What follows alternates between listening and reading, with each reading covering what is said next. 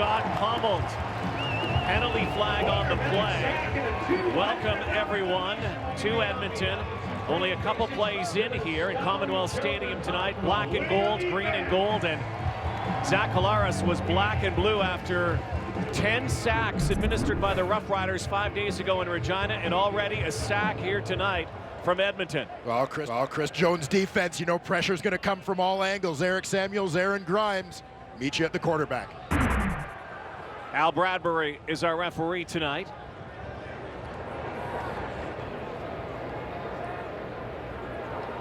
Justin Medlock is back to punt this.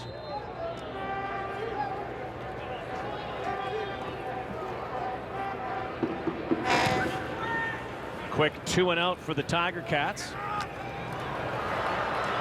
And Patrick Robertson sidestepping up to the 40-yard line. Mike Riley enjoying a very fine outing in his first start a week ago in BC place. Looking for a win here tonight. Here are our starters to watch, brought to you by Napa Auto Parts, where custom advice comes standard. And you mentioned the big numbers for Mike Riley. 3 touchdown passes a week ago against the Lions. And he's got perhaps the best 1-2 receiving punch in the Canadian Football League. Darius Bowman red hot since returning from his injury mid-season last year. And of course, Fred Stamps, Mr. Consistency, 5 straight 1,000-yard seasons. Tyler Thomas is the feature back now. No Hugh Charles anymore for Edmonton. He's in the backfield. He gets the first call. Thomas coming off a nice debut against the BC Lions. In fact, the Esks with a win last week against the Lions, who just went down to defeat in Montreal tonight. You look at this Hamilton defense, looking to deal with Mike Riley and company. They've got a couple former Eskimos. Ted Laurent had a career-high 36 tackles last season in green and gold. Simone Lawrence counted on to be one of the difference makers on the Tiger Cat D. Of course, keep an eye on Eric Norwood. He's going to be one of the guys expected to get more pressure on the opposing quarterback this week. 2nd and 6. Here comes the rush. There goes the football, and it's brought in by Nate Kuhorn. And the spot will be a favorable one for the Eskimos. They will move the yardsticks, it looks like. Mike Riley stands in there, gets rid of the ball just before the pressure arrives. Good timing throw. Much improved Edmonton Eskimo offensive line picks up the blitz in the interior from the free safety Craig Butler. Protecting inside out, affording Riley the time to deliver that strike. Kuhorn had 3 catches last week. That's the first tonight. First reception in this ball game. From their 51, 1st and 10 Eskimos. Riley play action, dumps it off out of the backfield, and rumbling down the sideline is A.J. Guyton of Central Florida. That's his 2nd catch as an Eskimo. Nice use of the play action here. They're just going to slip Guyton out into the flat. He gets forgotten in the coverage because he looks like he's part of that run blocking scheme. The Ticats crowding the line of scrimmage. There's no one at second level to pick up Guyton. Picks up a first down for the Esks. One of the newcomers this year, A.J. Guyton. What's up, bro? Not a youngin', 32 years old, has been around. Variety of leagues. Now Riley lets it fly and overthrows Darius Bowman, who's coming off a monster week. Head coach, of course, for the Edmonton Eskimos is Chris Jones, taking over this year. Cavis Reed no longer with the Eskimos, and Chris Jones got his first win last week against BC and the obligatory Gatorade shower. And very Chris Jones-like effort, quite frankly. You saw the creativity that he shows, the aggressiveness on both defense and special teams were key to that win on the road. Throwing down again. Riley goes over the top. Look for Fred Stamps and another overthrow as Mike Riley's facing some pressure early on here from this Hamilton front 7. And it'll be 3rd down. And you see the Hamilton Tiger Cats had trouble making plays and getting pressure on Darian Durant in Regina a week ago. They're looking for ways to get it done this week. Craig Butler, the free safety line, has lined up down low a couple times. That time, he's the man rushing Mike Riley, forcing him to get that throw out in a hurry. Bradshaw, hunting average about 40 yards, trying to angle one, and it's a bullet.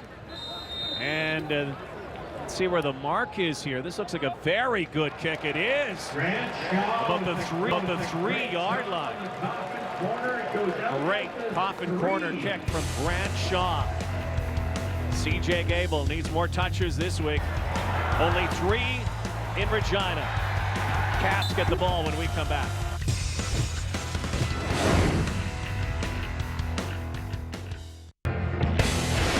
Wendy's Friday Night Football is brought to you by Wendy's Baconator. Wendy's. Now that's better. Zeros on the board here early on tonight at Commonwealth Stadium. A beautiful Friday night in Edmonton. Eskimos coming off a win over BC last week. The Ticats, a rough ride in Regina.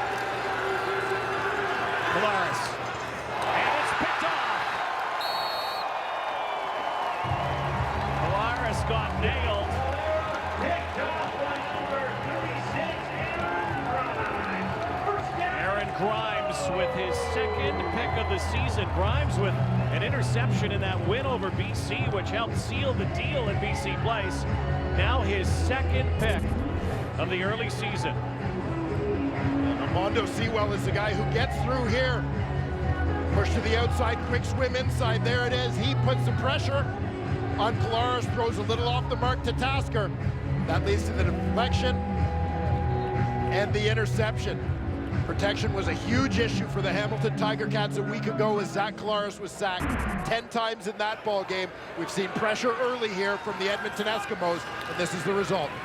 Tyler Thomas goes up the middle, and he's brought down after pickup about half the yardage. So immediate field position for the Eskimos as they are coming off a 5-turnover performance, initiating 5 turnovers in BC, the first of this ball game.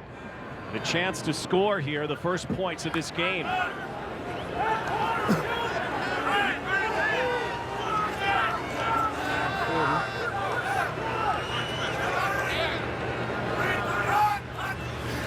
Riley now looking for Coolhorn, has to dance, and there's Thomas again.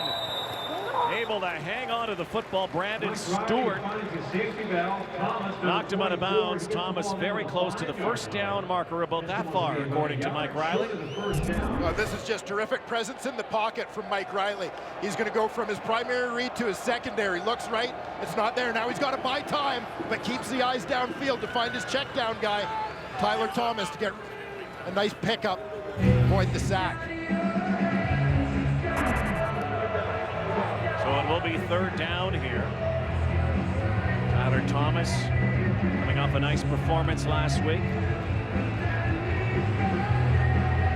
The guy who is now the feature back. So they'll bring in Pat White here. There is Thomas out of Bacone College. There's Pat White. The guy who was drafted by the Miami Dolphins. Second-round pick back in 2009. Played some in the National Football League. He's also drafted to Major League Baseball back in 2004 by the Anaheim Angels. Decided on football. So here he is, the third-string quarterback in for short yardage here. He's going to take it himself. And he's going nowhere. He's dropped, but a penalty flag.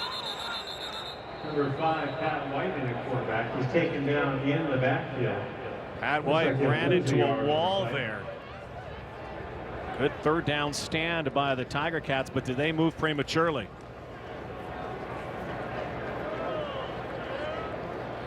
Offside. Hamilton, number 33. Half the distance of the goal, and it becomes first down. And that would be first and goal.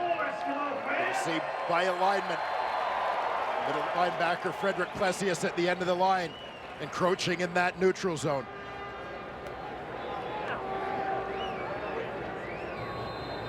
No early jump there, but just his alignment has him within that 1-yard zone.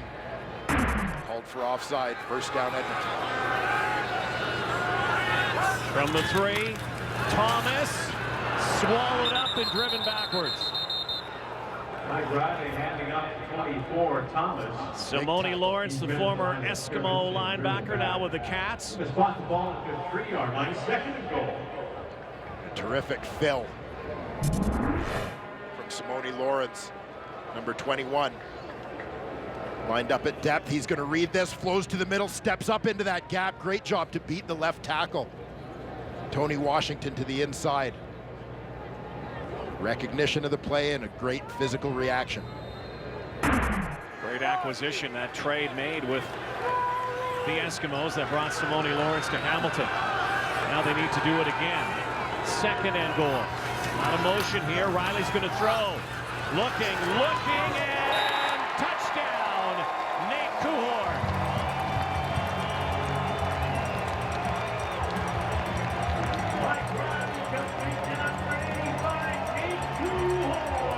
Kuhorn's first major of 2014. Play action, the lead blocker, Armando Sewell, 90. He's going to release to the flat. Defenders go with him. Everybody forgets all about the short receiver, Nate Kuhorn. His first touchdown since 2012.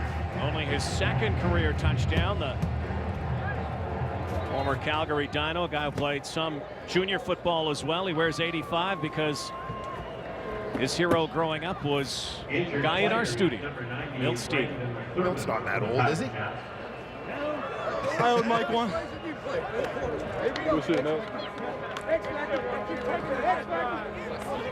Former first-round pick, 5th overall by the Eskimos back in 2011. Glory to God, baby. Glory to God. Again, here's the release. Armando Sewell fakes like he's going to block. He then continues out into the flat. The defenders are going to flow into the flat with him, but you'll see the window that it opens up as they pick up Sewell out here, but you see the window right here as nobody stays inside with 85 Kuhorn. An easy drop off for Mike Riley.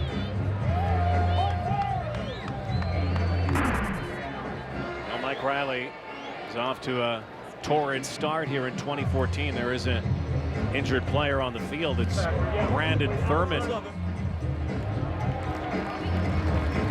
He just came into the lineup this week, replacing the injured Brandon Boudreau on that front line.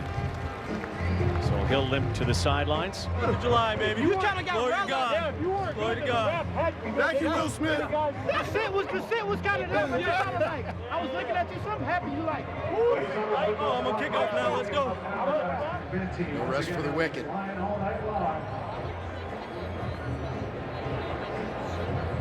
Brandon Thurman, as you said, playing his first CFL game in place of Brandon Boudreau.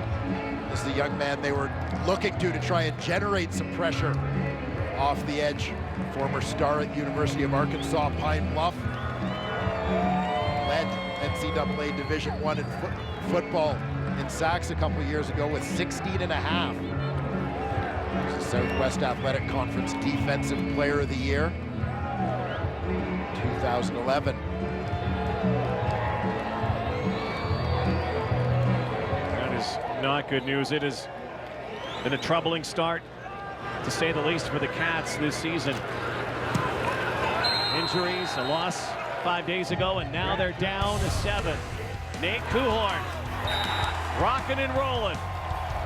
The Eskimos off to a flying start at home tonight.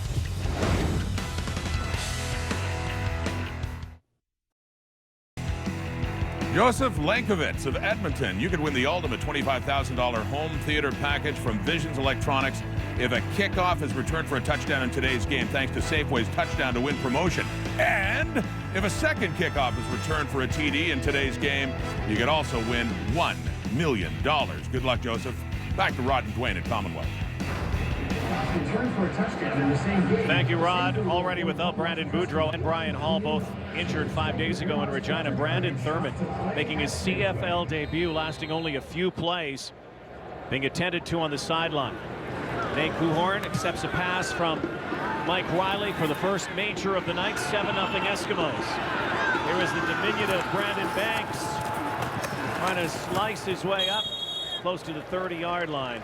Number 16, Brandon Banks. Zach Claris and this Hamilton offense try to get things going. As we mentioned, the big story of the week, Claris sacked 10 times against the Saskatchewan Roughriders on Sunday. As a result, changes to the O-line. The center, Tim O'Neill, the only starter in the same position he was in last week. We've got 3 guys on that O-line making their first career CFL start.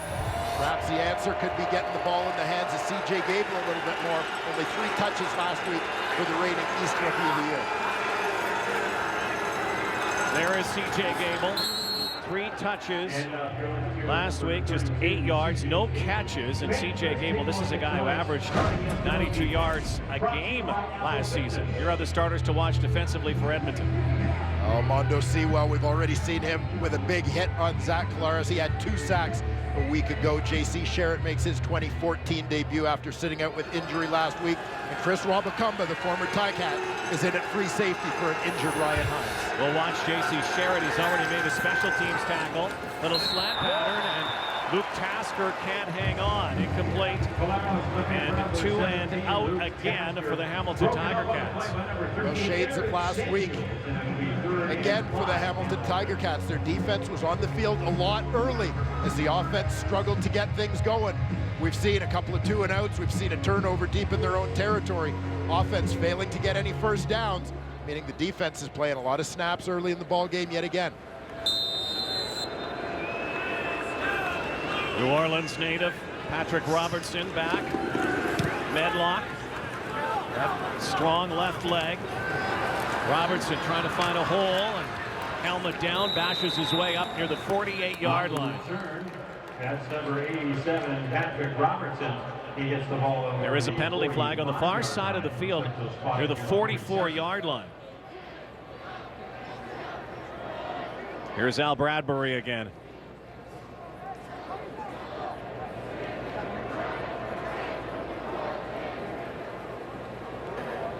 Major foul, face mask. Hamilton, number 45. 15 yards out to the end of the play. First down. Penalty's a problem against the Rough Riders. Roughing call here. Face mask, and Darius Bowman coming off a 9-catch performance in BC. We'll see more of him tonight here in Edmonton.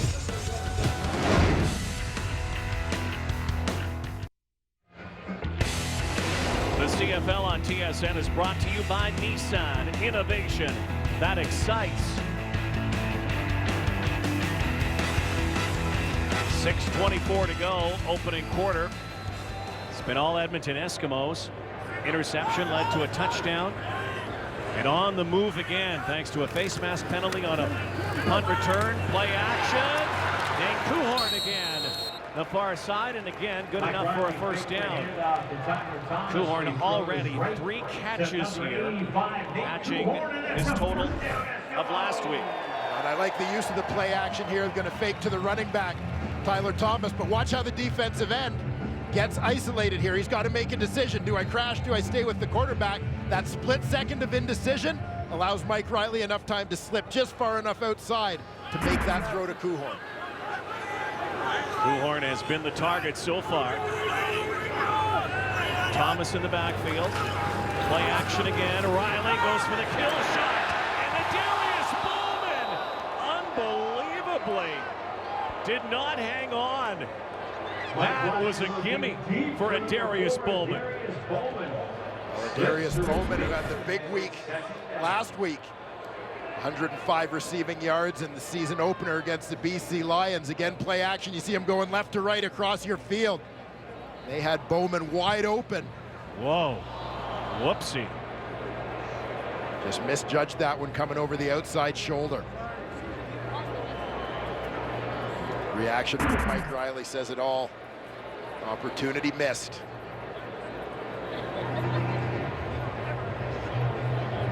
Number 0.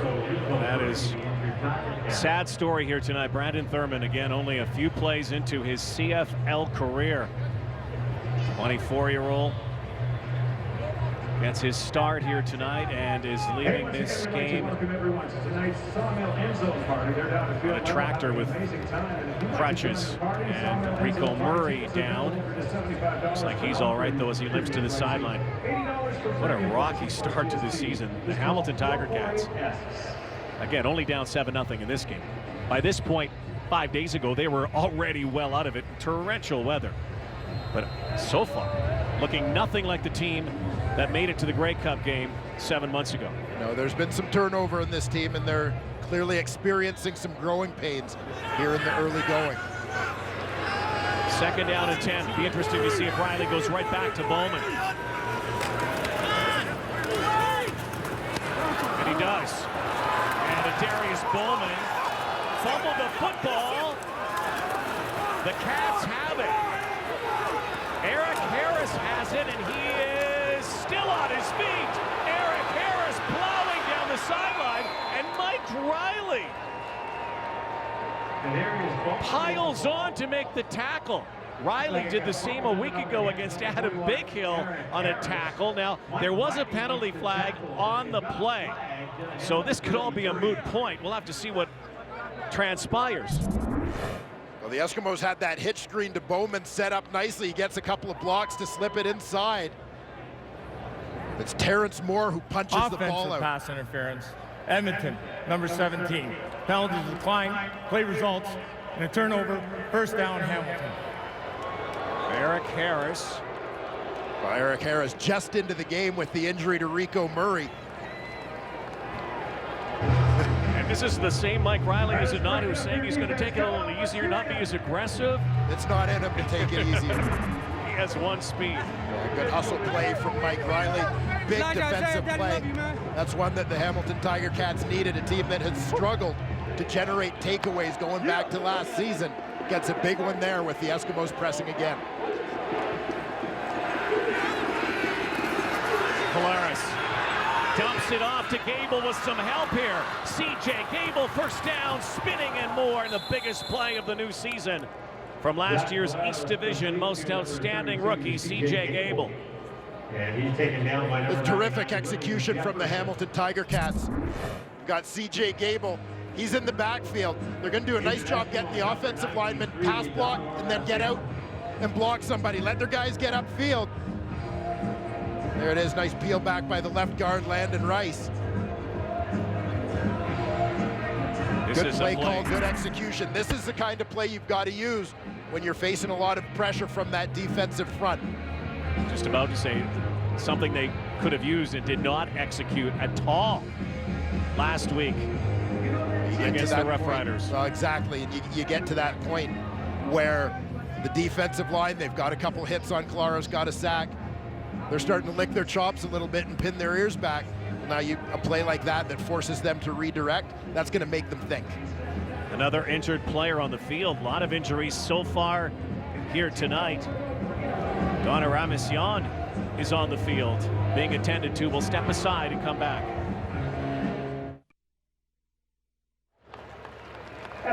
Big 93, Donnie O, Donna Ramasyan, native of Winnipeg, former Blue Bomber and Manitoba Bison, getting helped off the field. And keep an eye on the right side of your screen for number 93, just coming into the picture. Seems to get his feet tangled up with Hamilton's right guard, Brian Simmons. Twists that knee awkwardly. On the other side of the line of scrimmage for the Edmonton Eskimos, Thaddeus Coleman on the play where the ball was turned over, the Edmonton fumble. Coleman came off, really favoring that right shoulder. Looked as if the shoulder may have popped out. You still see him having some trouble with that arm, shoulder, and a lot of pain as he heads for the dressing room. And he's carted off. So far, we've had a number of injuries in this game on rather innocent-looking plays. 1st and 10.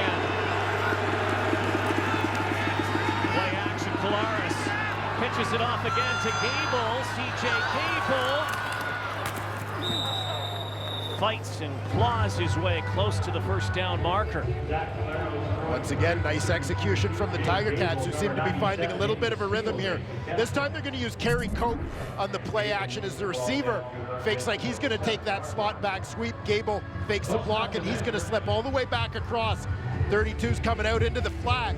Now this is a run-pass option for Zach Claros. He sees Gable's got a little bit of breathing room, so he gets the ball to his running back. CJ Gable did a lot of last year, his first season. 782 yards rushing, almost 6 yards a carry, and in the air 600 yards in receiving. A total of 12 touchdowns. They're that far away from going first and goal. CJ Gable, the leading receiver among CFL running backs last season with those 600 yards. Much like you just saw, about 500 of those 600 yards came after the catch for Gable. Only 8 yards from scrimmage last week, already 38 yards in this first quarter. 3.5 to go. Ticats look for the equalizer. Dan Lefevre calls his own number. And it will be first and goal, Hamilton. Edmonton Eskimo defense happy to have this guy back, number 47, J.C. Sherritt, 2011 Rookie of the Year, 2012 Defensive Player of the Year. Where else would you expect to find him but in the middle of the pile? The Fever stays in. And a penalty flag. There's all kinds of motion. But was it legal? Procedure. Hamilton, number 66. 5-yard penalty. Remains first down. Flag goes against 66. Greg White makes it. Oh, it will still be first and goal, but they move it back to the 10-yard line. Greg White, backup offensive lineman this week, in as a tight end. Flag for procedure on that play.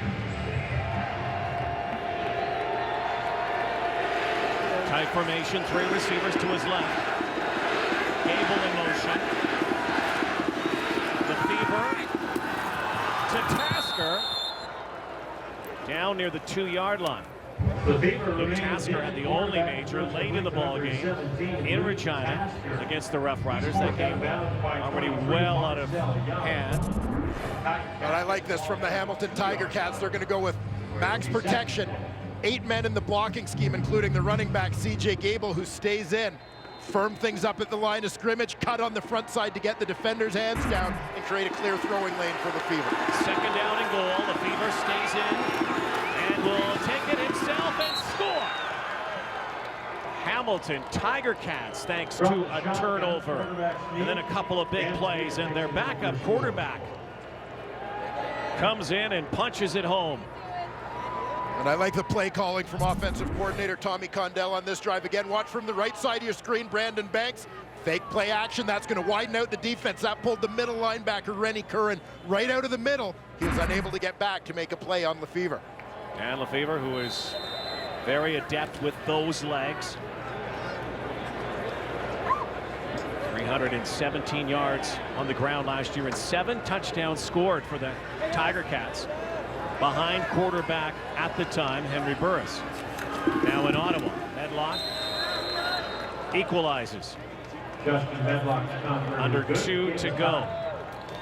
And there is finally a spark from the Hamilton Tiger Cats. Well, watch the impact of this motion by Brandon Banks on the middle linebacker, Rennie Curran.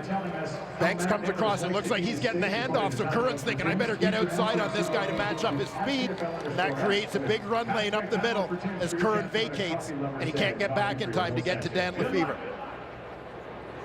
Nice execution again, good play call from Tommy Condell, Hamilton's offensive coordinator.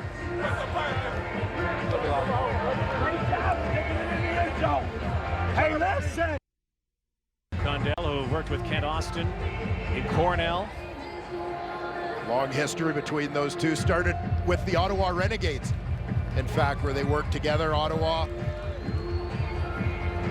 Saskatchewan, and then at Cornell before arriving in Hamilton together last season.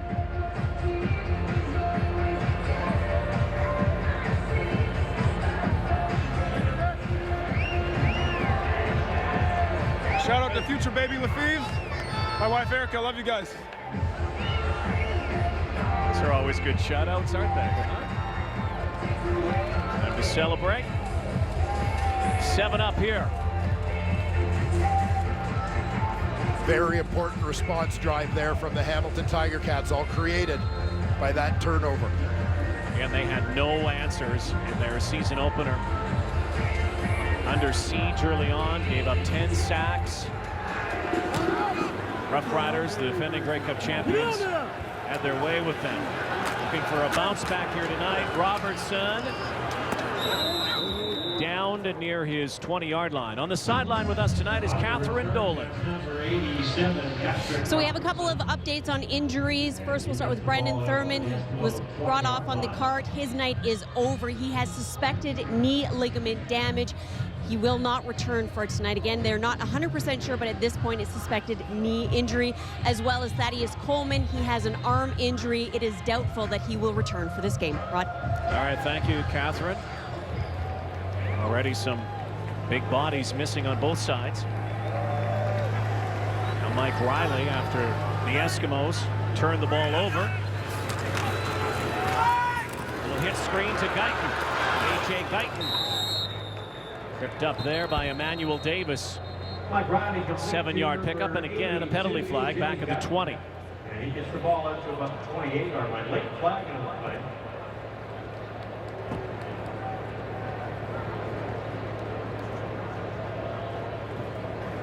Tripping, Hamilton. It'll be a 10-yard penalty, first down. Something you don't see called very often, but it is in the rule book. And right at the end of the play, you see the legs stuck out there by the second-year defensive back, Emmanuel Davis. Just as Guyton tried to juke him at the last second. First and 10 go the Eskimos at their 31-yard line. Make it 32. Riley sends him out again. There's the blitz. Fred Stamps. First catch. Gets the tug there from Michael Coe. Nice catch there by number 2. Playing in his first CFL game. Coe at the corner. But Craig Butler was coming again. Craig Butler's coming. He's going to get a hit on Mike Riley. But again, this is execution and recognition by the entire Eskimo offense. They know he's down there. They're commuting. Freddie Stamps knows he's got to break off that route quickly to be available for the throw. And Mike Riley knows the hit's coming. He's got to get rid of it in a hurry.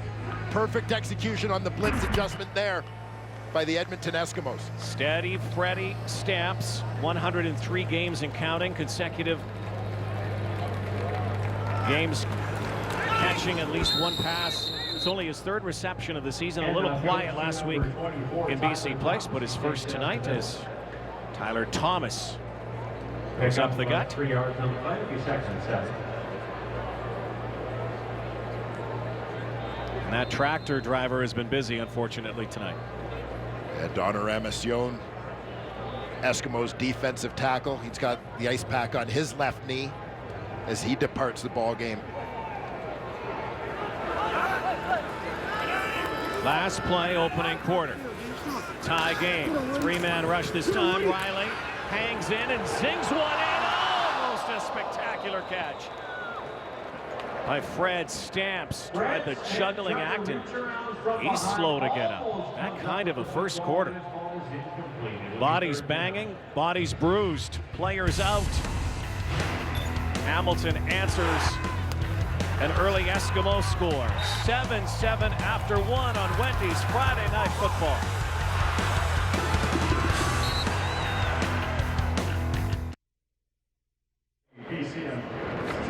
Here are the numbers after the first opening 15 at Commonwealth Stadium tonight. Points off turnovers, quite obviously the story here so far, but the answer by the Hamilton Tiger Cats, you know, near the end of this season, wherever they finish, if they have a successful season, they may look at this answer early on because you had to find a way to get off the schneid. Yeah, for sure. This was a team that just desperately needed some kind of a break based on the way their first 70 minutes of the 2014 season had gone. They caught a break with the Adarius Bowman fumble, Eric Harris with the recovery and a big return to put them in scoring position. And suddenly the Tiger Cats, even offensively, seemed to take new life from that big play on defense. Again, a team that was in the Grey Cup game.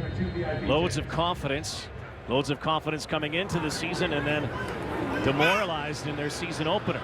Now some motion here on this punt by Grant Shaw with Brandon Banks back. Right. Banks will field it on a couple hops here.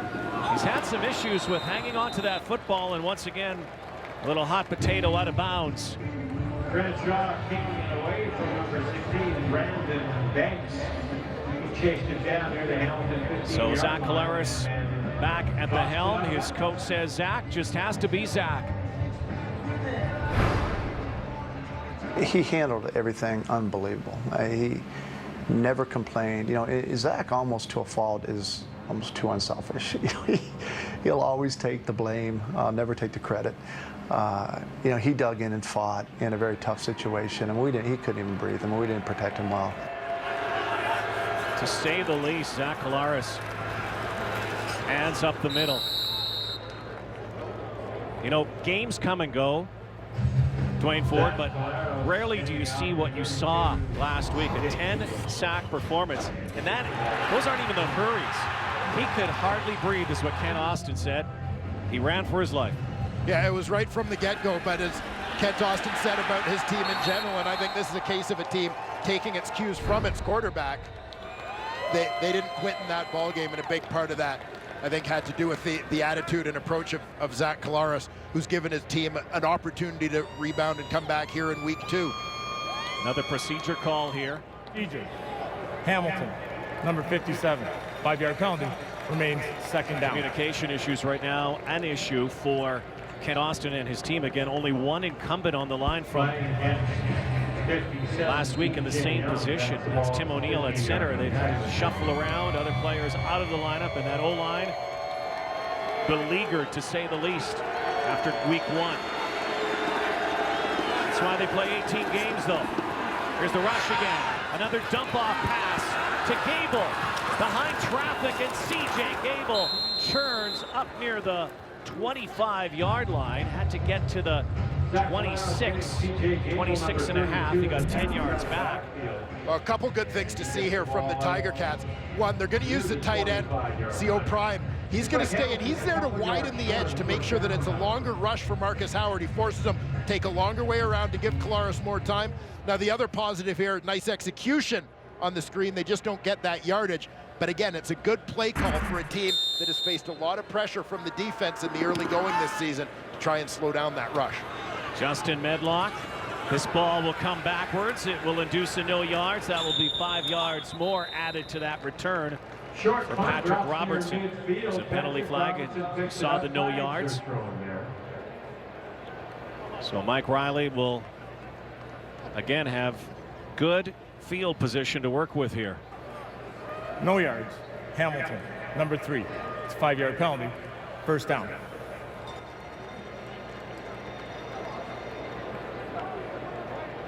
Early second quarter.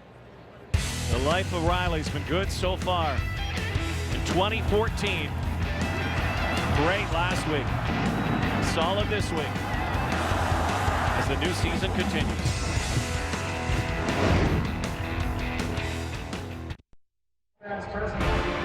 Week 2 of the CFL concludes tomorrow. Argos home opener against the defending Grey Cup champions. Live coverage, 3 Eastern, noon Pacific. TSN live streaming also available on tsn.ca, TSN Go. Earlier today, the East finally got its first win of 2014. Montreal knocked off BC 24-9. A.J. Guyton gets another reception here. Has been an auspicious start, to say the least, for Darius Bowman. Yeah, one of the heroes last week, 9 catches, 105 yards in victory.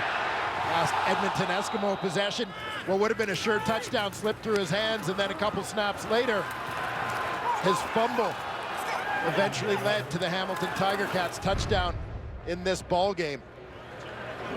Darius Bowman looks to shake that off and try and get back to his successful ways to start this 2014 season. Here is a guy, though, that is very good at shaking off adversity. He sure recovered well from that injury that cost him a year and a half from the start of the 2012 season to midway through last year. Averaged over 80 yards a game in the 10 contests since his return. Oh, great tackle.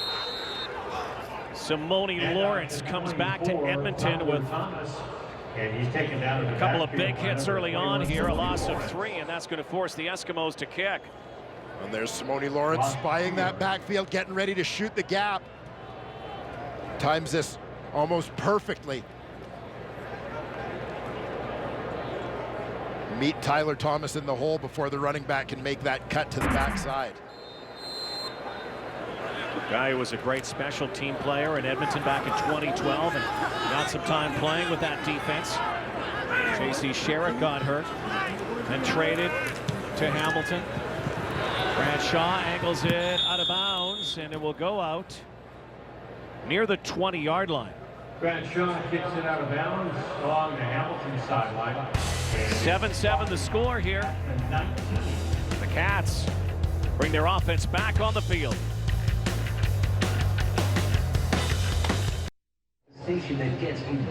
He may be a head coach now, but Chris Jones always talks about the D. With more on that, here's Catherine Dolan. Well, Rod, the Eskies don't want to talk anything about what happened last season, but their run defense was last in the league. Chris Jones says everything starts and ends with the run defense.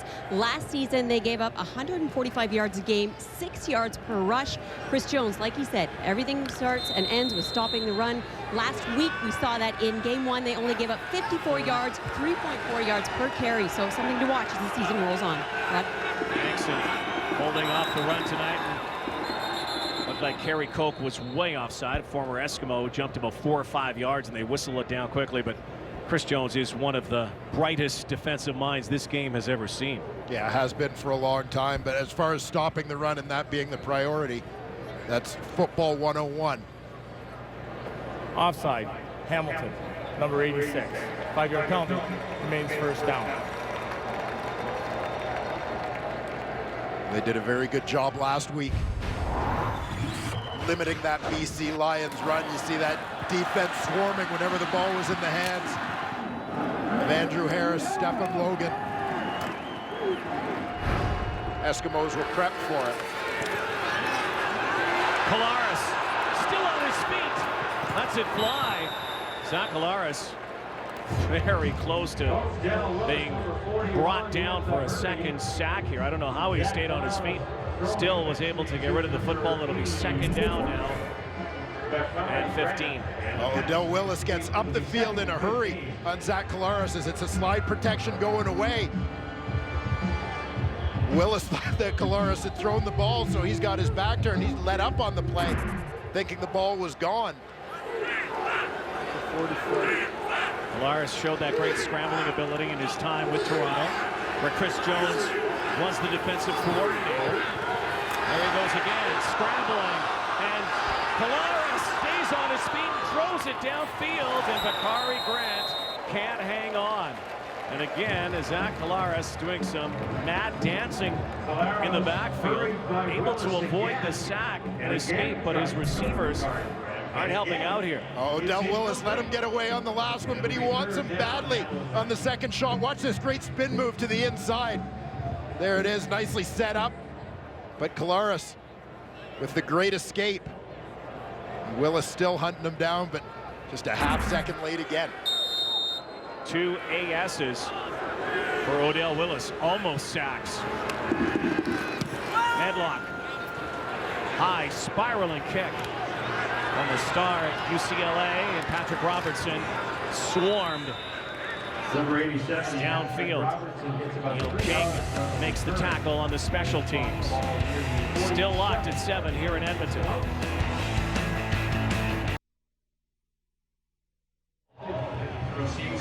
Her mom is not her mom. Her life is not her life. Finding Carter, 2-hour series premiere Tuesday at 10 Eastern, 7 Pacific, only on MTV. Tonight on TSN, Wendy's Friday Night Football, second half of our doubleheader. Earlier, Montreal beating BC, their home opener. Mike Riley goes deep, looking for Fred Stamps. He's got it! Oh, what a throw and catch! Riley got rocked. Fred Stamps does what he does best, a 42-yard reception on the bomb from Riley. Well, Riley and Stamps take advantage of man coverage, and it's man coverage because look at the Hamilton Tiger Cats. stacking the line of scrimmage. They've got 8 guys up on the line and they're all coming. That means everybody's manned up on the back end. And Fred Stamps takes advantage of that one-on-one coverage from the first-year corner. Michael Coe to make that big play. High risk, high reward. Mike Riley, who took so many hits last year, he wanted to curtail them, but he takes them and he just keeps on ticking. Mike Riley with a little sidearm. A.J. Guyton again, that far away from going first and goal. Mike Riley took a heck of a shot on that big play to Stamps. We all know about his courage. Became somewhat legendary over the course of the 2013 season. A year in which he definitely earned the respect of his teammates and established himself as the leader of this Edmonton Eskimo team. It is said that, you know, he will have a little different MO. He's got pretty good numbers so far here tonight, 10 of 14, 120, and a touchdown. The only blemish, that fumble by Adarius Bowman. Eventually, Hamilton scored to answer. Second, less than a yard. Take a look back moments ago.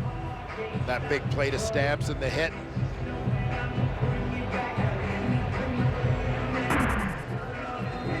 Definitely learned a year ago, Mike Riley can take a hit. Keep on ticking. Here's the short yardage guy again. Pat White. And easily attained. So it's first and goal as Riley returns. I'll be curious to see the Edmonton Eskimos perhaps expand that short yardage package with Pat White, a guy who is one of the most prolific rushing quarterbacks in the history of NCAA football. Outstanding career at West Virginia. He and current Toronto Argonaut running back Steve Slayton formed a dynamic 1-2 punch for the Mountaineers.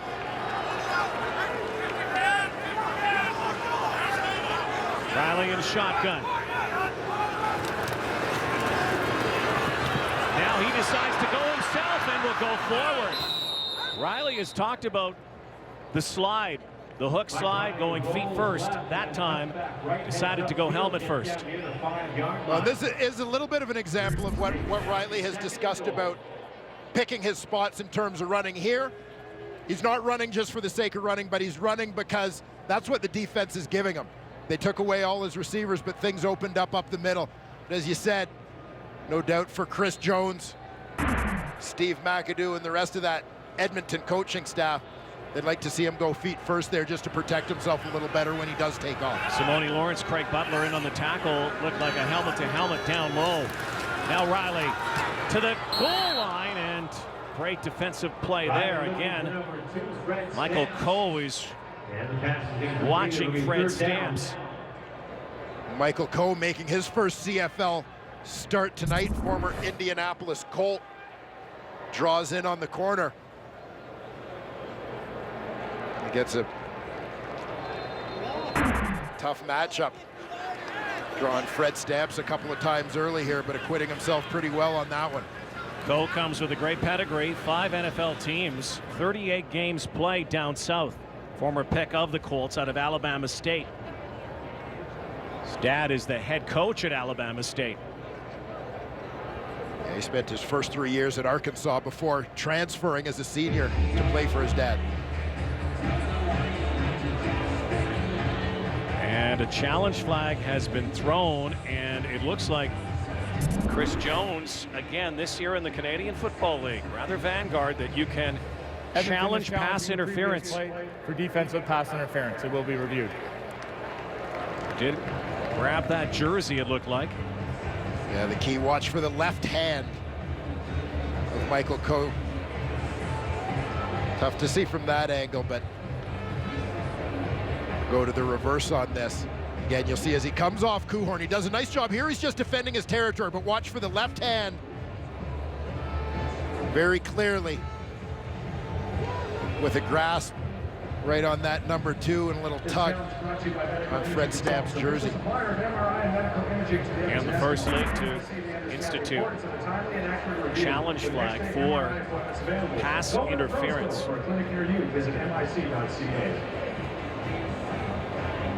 See what the verdict is here. Seen a few of those already challenged early in the season.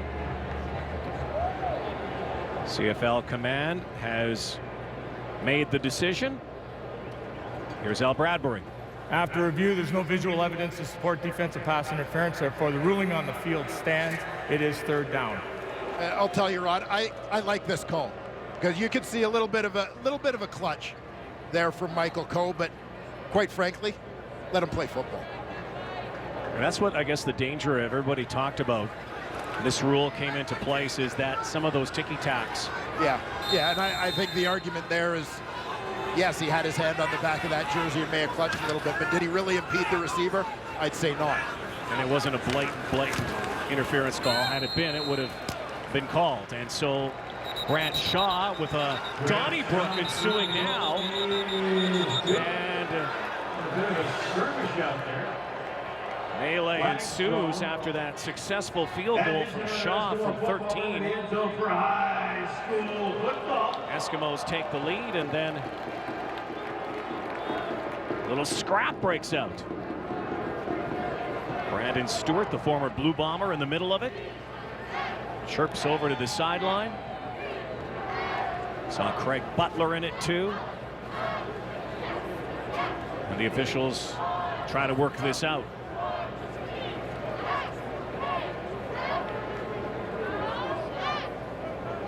I don't think either coach will mind seeing a little bit of emotion from the respective team. Well, especially Kent Austin after what happened in Saskatchewan. Here's a look now.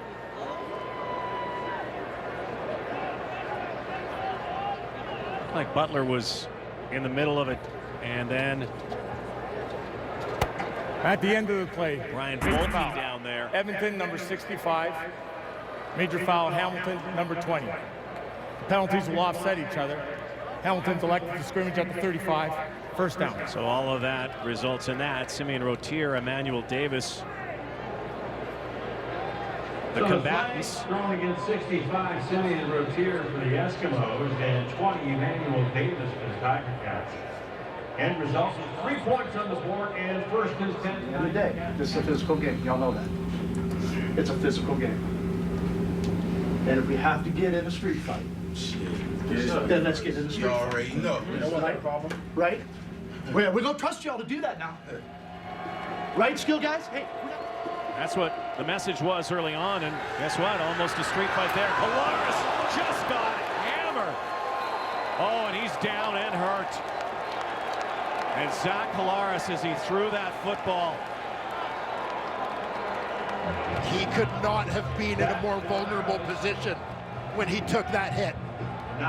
Odell Willis absolutely levels Zach Colares.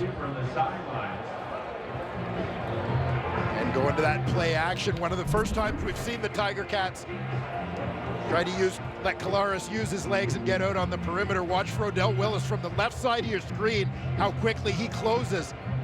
And Colares had opened up to throw that football just as Odell Willis arrived to lower the boom. Lowers the boom, lowers the shoulder. Give Willis credit, because it looked like he did go shoulder to shoulder and avoided head contact with the Tiger Cat quarterback. But this is two guys moving very quickly, and Colares once again in a vulnerable spot.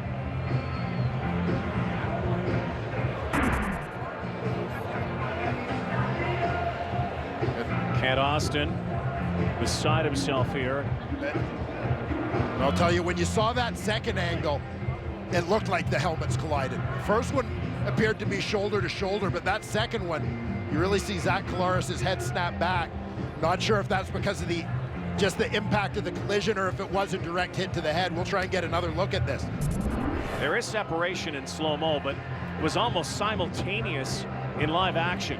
See if they're heads hit here. Yeah, you see Odell Willis. Yeah, you're right. Got a piece of it. Piece of that grill with his helmet. Right there.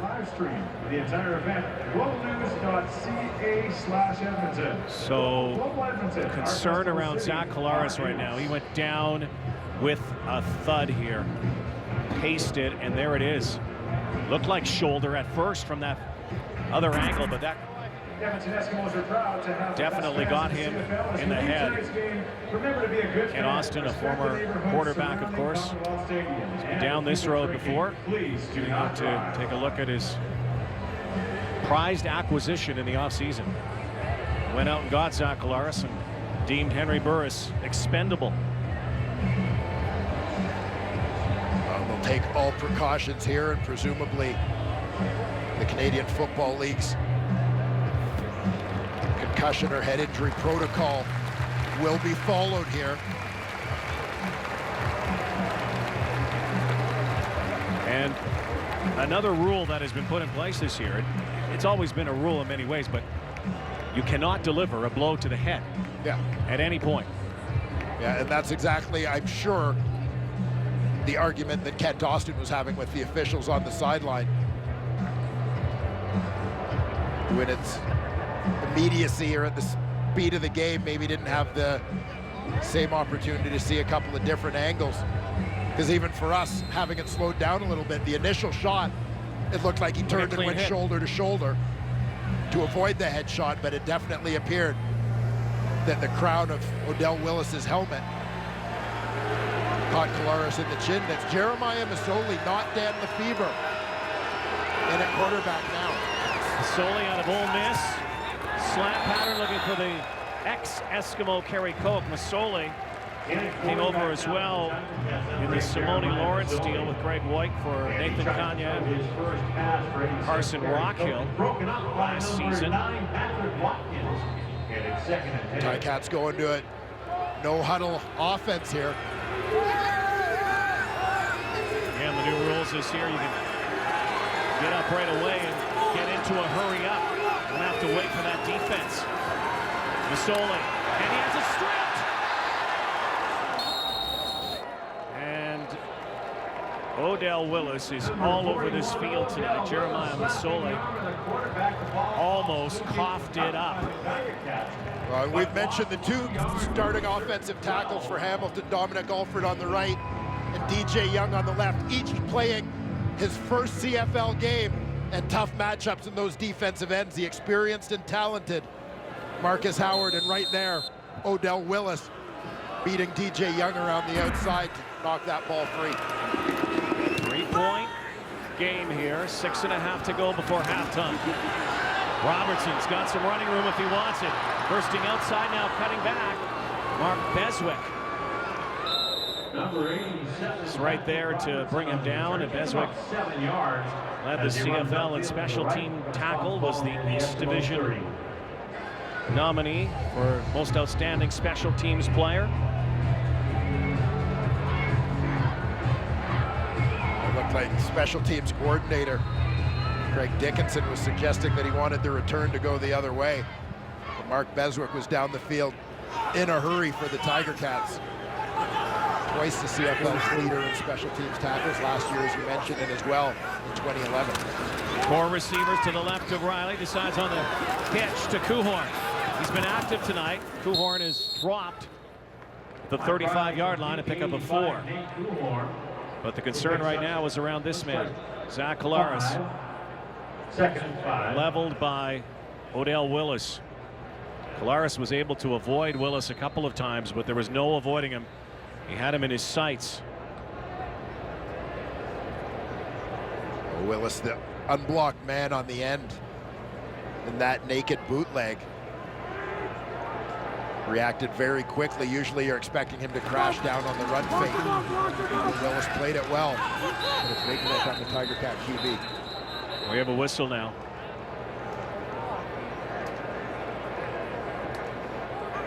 Time count violation. Edmonton, number 13. 5-yard penalty, remains second down. It has been such a tough start for Zach Collaros coming to a new team. nowhere near the success that he was having as the backup to Ricky Ray in Toronto, where he got some starts and had some success. Right now he's so far in about a game and a half this season. He has had to dodge tacklers. And another whistle.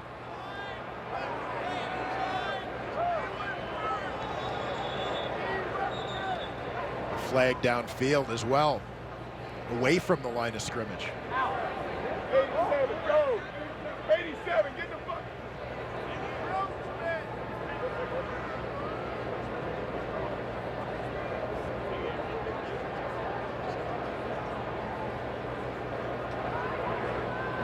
A number of penalties so far. Hamilton had a ton of penalties in Regina.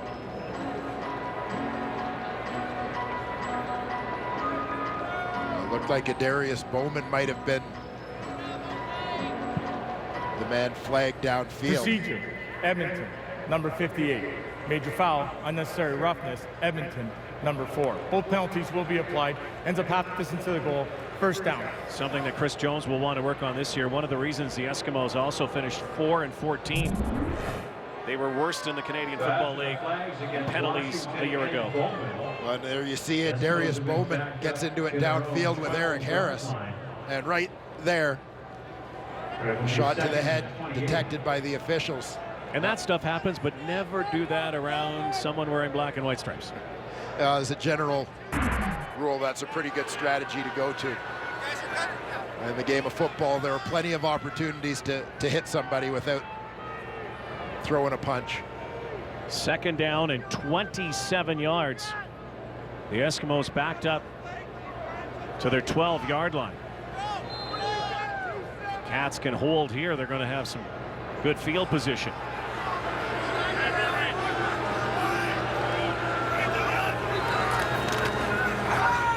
Shamon Chambers, little screen slant. Rico Murray in on the tackle, and Michael Coe. Well, there is a very good sign. Zach Collaros is up and throwing.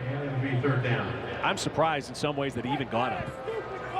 Well, a huge collision. Both guys were running full speed. Collaros in a very vulnerable position. Made really no effort to protect himself as he had just thrown the football when he took that hit. So great to see him back on his feet. Brandon Banks is back. Again, fielding it on the hop. And will step out of bounds.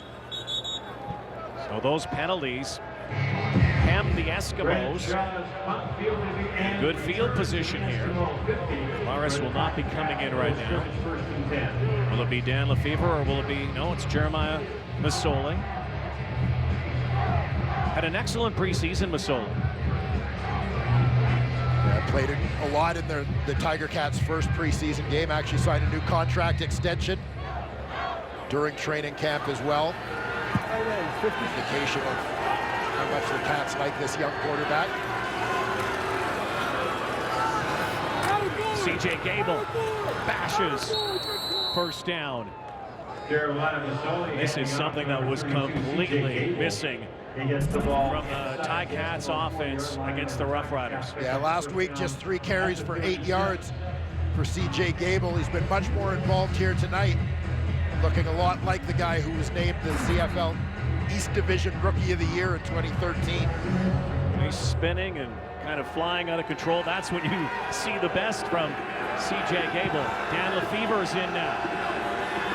In shotgun. Banks in motion. Play action. Dumps it off to Gable. Straight arm. Number 13, C.J. Gable. That stiff arm to former Ticat Marcel Young. Picks up just a little more than half the first down yardage. That's a 5-yard gain.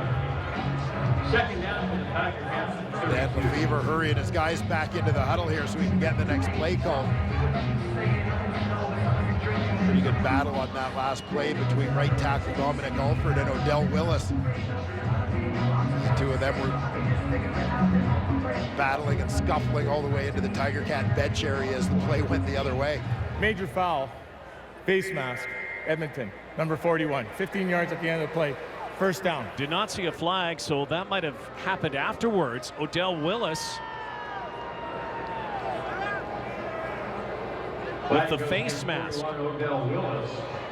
And it'll be first down. Has been the featured defensive performer, but that time not in a good way. And presumably that call, part of that battle with Dominic Alford. So the former Chicago Bear draft pick, Lefevre, runs the offense. Crashes forward for 5 yards. So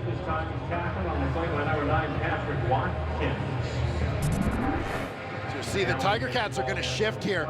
They go to a tackle over formation, so you just see one offensive lineman to one side of the center, then you've got guard, tackle, other tackle, and a tight end to the other side. So heavy to the right, then they're going to run the ball back to the left as they bring a couple of pullers from the heavy side of that formation. Going with it again here. This time he hangs it off to Banks, who's in trouble. Brought down by a gang of green. And that play was going wrong from the get-go. So the Cats will bring out their field goal unit to tie. 3-minute warning on the field before halftime. 10-7 Edmonton.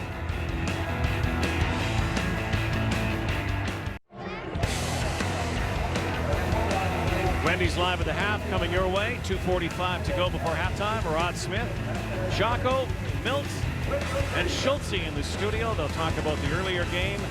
Montreal gets the win over BC, and right now Hamilton Tiger Cats looking to make it a 10-10 game with reliable kicker Justin Medlock, who's back in the CFL this year after a couple of seasons in the NFL. 22-yarder, and he boots it through. So 10-10 the score on this July the 4th, and happy Independence Day to those of you watching in the United States.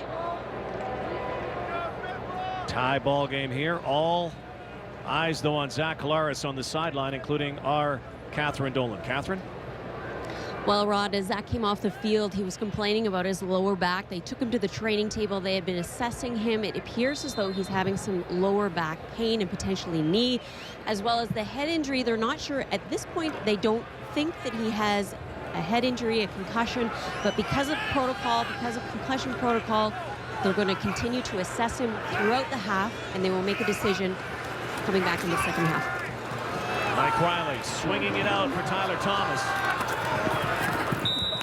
Well, it's been a busy first half for the medical staffs on both teams. And the cart driver. Players have been taken out already with injuries. Zach Collaros will know more after halftime, taking that hellacious hit. Good to hear initial indications, at least, that they don't believe that there's a head injury there, but at the same time, always glad to see all precautions taken in that situation, the protocol being followed. Mike Riley escapes. He's going to run it, and it tripped up near his 35-yard line. Simone Lawrence continues to establish himself as one of the Canadian Football League's impact defenders. We've seen on the last two plays the range of this young man from that weak side linebacker position. Guy who was a free agent this offseason. Explored NFL waters, had a brief tryout down south, but the Ticats very happy to welcome him back into the fold, because he's one of their leaders on that side of the ball. Banks is back near his 30-yard line. Chance for the Cats to go into the locker room with the lead. Banks spinning. Eric Samuels downfield very quickly, stealth-like. Nathan Kanya there as well, former Hamilton Tiger Cat. So Jeremiah Masoli continues to work in relief of Zach Collaros. Again, we'll go through all the concussion protocol, and of course we'll be assessed again at halftime.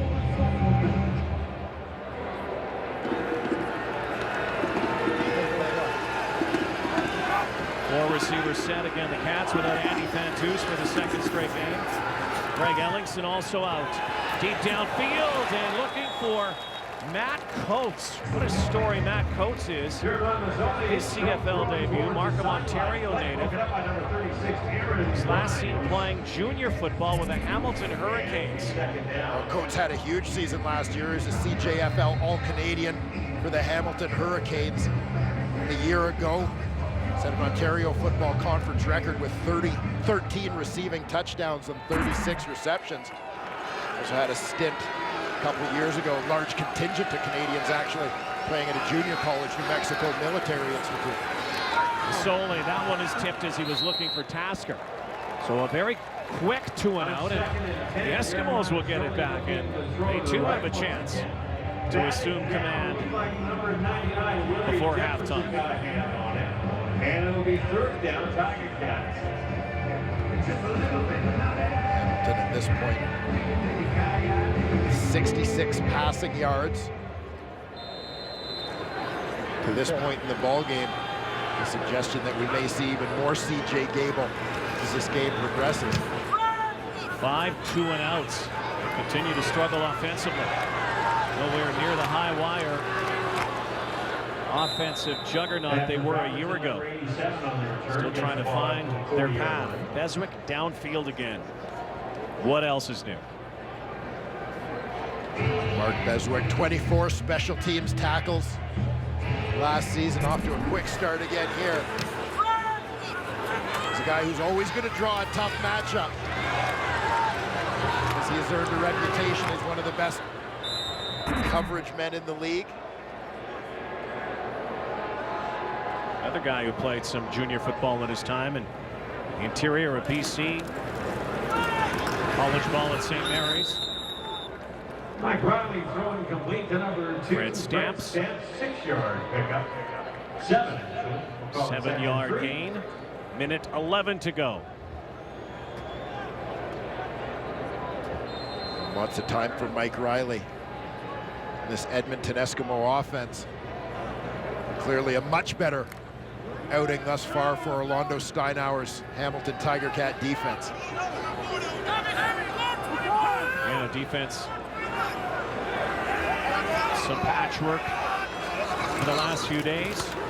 Riley hangs in, slant pattern, and caught there by Kuhorn again at the midfield stripe, and they're saying that he did make the catch, and it will move the sticks.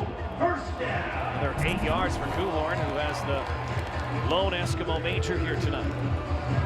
Kuhorn does a nice job fighting through to get that inside position on the defender, Michael Coe, creating an easier throw for his quarterback.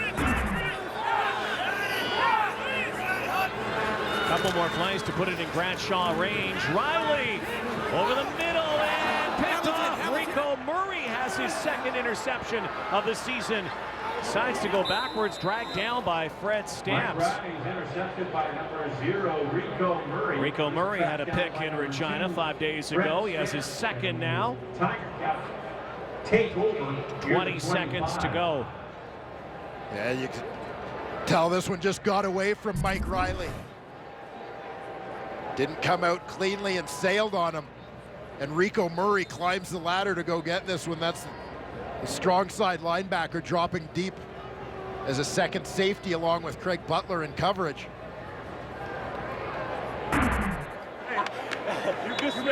Second pick of the season for a guy who was Mr. Versatility in that Tiger Cat defense last year.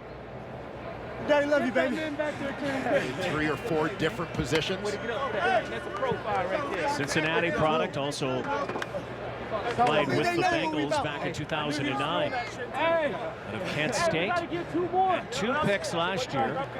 Has matched that now early in the season, 2 in 2 games. 20 seconds to go here. 10-10. Will Kent Austin try to stretch the field and Put it in Justin Medlock range. Probably time for two, maybe, well, really two plays if he could. Or will he just take the knee here? That's what he will do. Take the knee and take a tie into the locker room. First half, where the Ticats answered the Eskimos perfectly. First half dominated by penalties and injuries, including one key one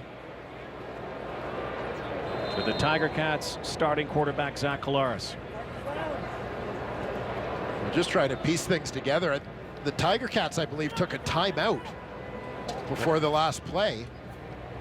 Why would they take a timeout if they're to kneel down the ball?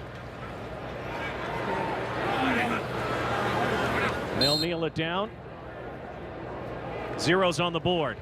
And we're tied. 10-10 game. Wendy's Friday Night Football. Cats and Eskimos. Now to the studio. Here's Rod Smith and the coach, Paul Lapolice.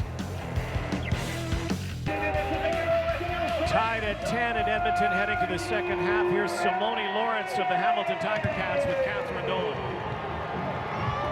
Simone, with your quarterback out of the game, we're not sure coming into the second half, but does that feel a little bit more pressure on the defense to carry the load?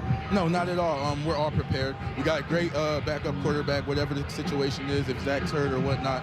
Dan or Masoli are both capable of winning this game for us. What do you have to do to keep Mike Riley in check the second half?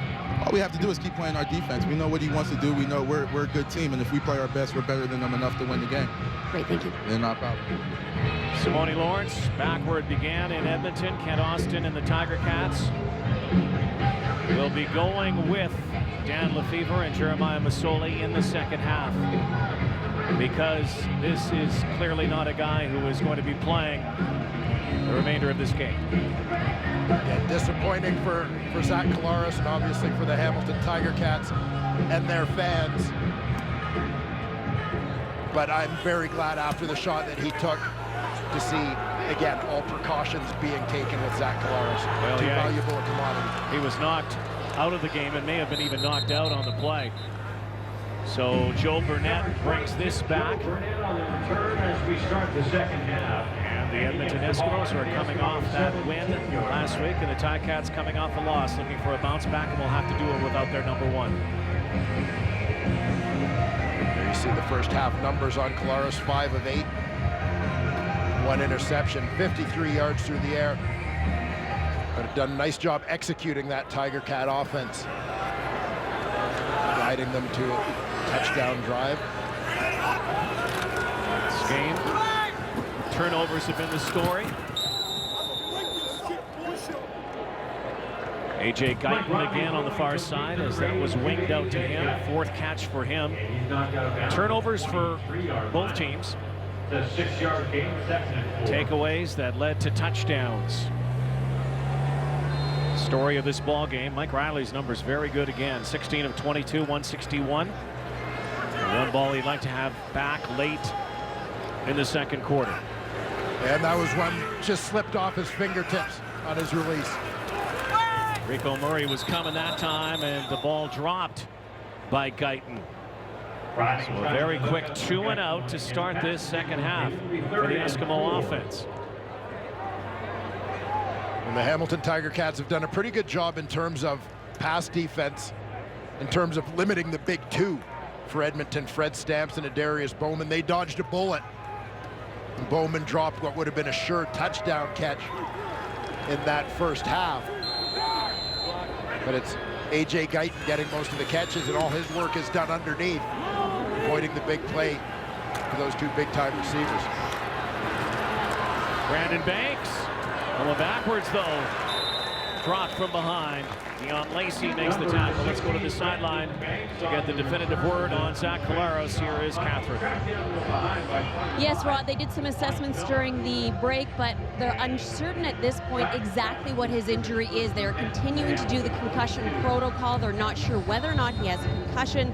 It appears he has some lower back issues as well as knee issues, but again, the training staff is uncertain at this point exactly what his injury is, so he will be out for the remainder of the game, and they will continue tests after the game and this week. Rod. Well, there's a game or two in a leader. He's still got the play card on his wrist. And will help out on the sideline. Masoli, quick target, throws to Kerry Coke, wrestles the ball away, and Coke down the sidelines. Kerry Coke dragged down finally by Chris Rabacamba, the former Tiger Cat, now free safety, but Kerry Coke comes back to the cozy confines of Commonwealth. He starred here for a couple of seasons, and the guy with the long hair goes for a long gainer, 46 yards. Well, Patrick Watkins is the short side corner. He gambles on this one, trying to come up and make a play. Goes down in the battle for the ball. That's what allows that one to turn into a big gain for Kerry Coke. Watkins gambling, trying to go for the pick. Masoli, corner route now, jump ball, and Samuel Giguère. That ball was just a little too far and a little too high for Giguère to bring it in, so it'll be second down and 10. The biggest offensive play for the Cats tonight was that play from Masoli to Kerry Coke. Former Eskimos connecting. Again, Kent Austin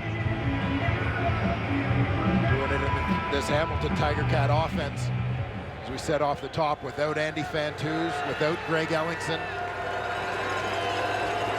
two of their top receivers last season. Eskimos load up the box. Here they come. Masoli has time. Not now, though. Pocket closes, and there's the junior. Matt Coates with his first CFL catch, and it's a huge one. It's for a first down. To number 81, Matt Coates. 22-year-old Matt Coates, first CFL game from the junior ranks to the Canadian Football League. Well, Coates is just going to go and hang out on the sidelines.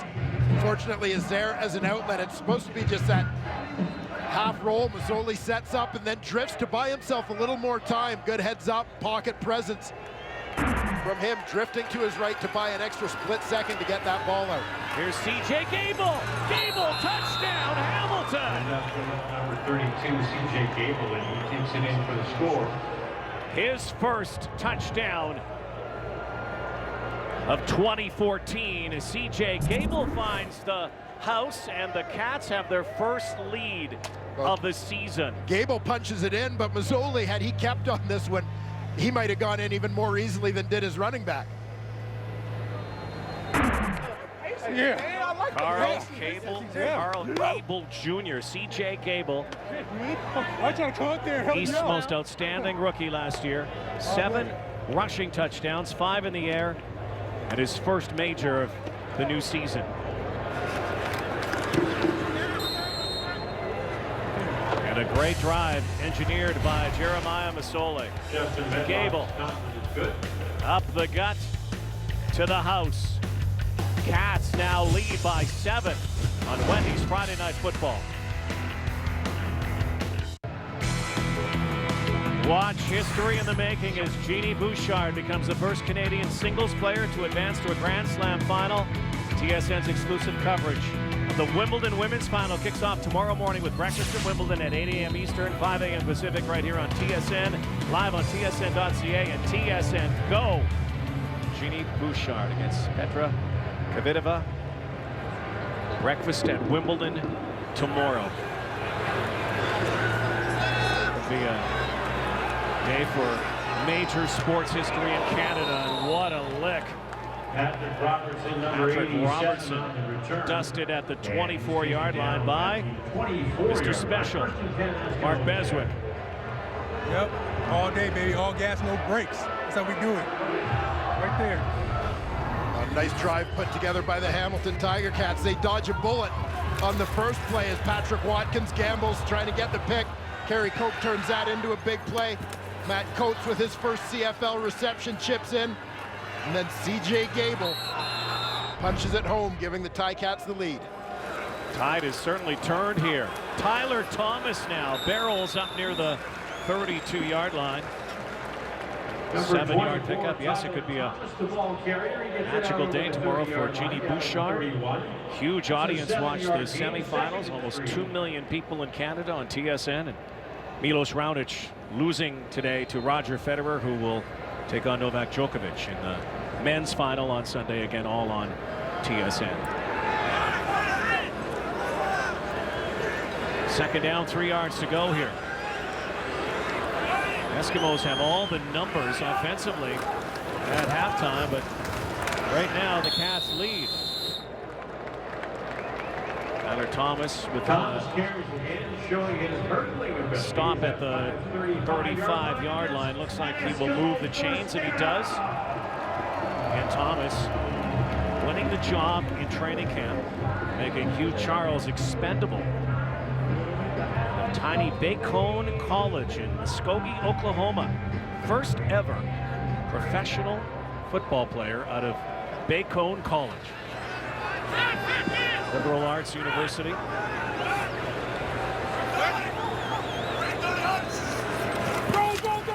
Mike Riley unloads, and that is interference. Shamad Chambers doesn't have to argue because that flag was out. Shamad Chambers got in behind Brandon Stewart. Stewart had to climb his back a little bit just to avoid letting that one turn into a big play. Forward pass interference, Hamilton, number 9. Ball's placed at spot of foul. First down. Saw Shamad Chambers there. He has some commonalities with that Matt Coates. They both have played some football in the Markham, Ontario area. High school in that area. Shamad went to university. Matt Coates played junior. Thomas, nowhere to go. Number 24, Tyler Thomas, the ball carrier. Arnaud Gascon-Nadon makes the tackle.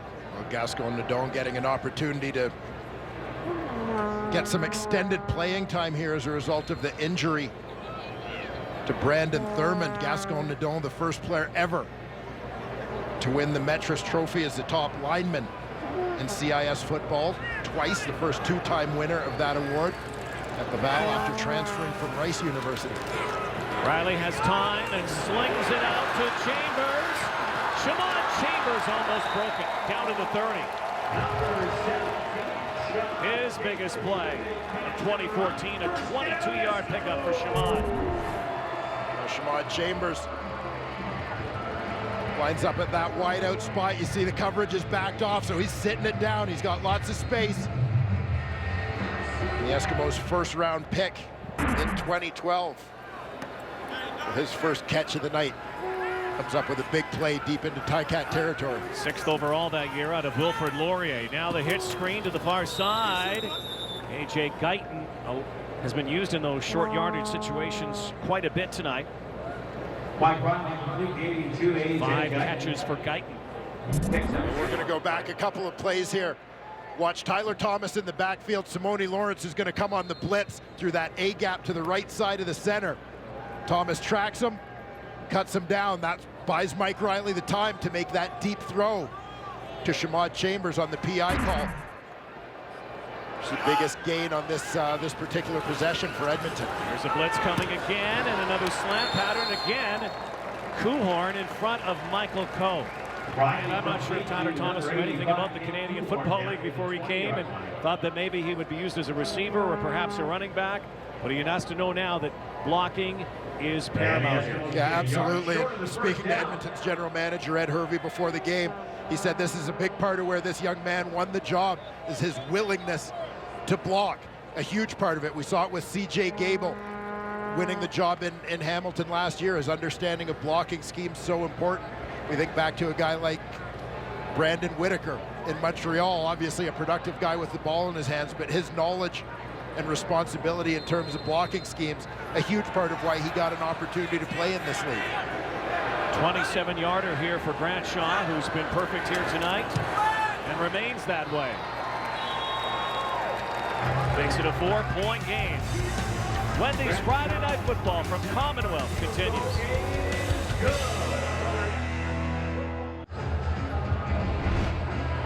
Our sack tally brought to you by Purelator, tackling hunger across Canada. Check the Saskatchewan Roughriders in one fell swoop, make it 10 fell swoops.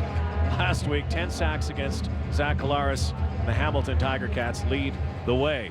While we were away, there was a penalty flag thrown, and it was against the Eskimos. So the Tiger Cats are going to make them kick again here.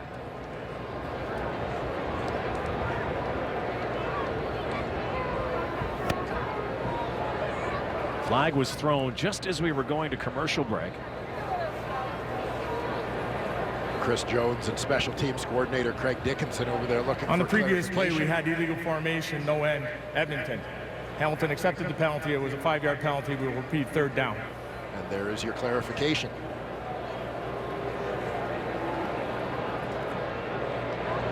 So the 27-yarder was good, but now taken away, so it'll be 32 yards.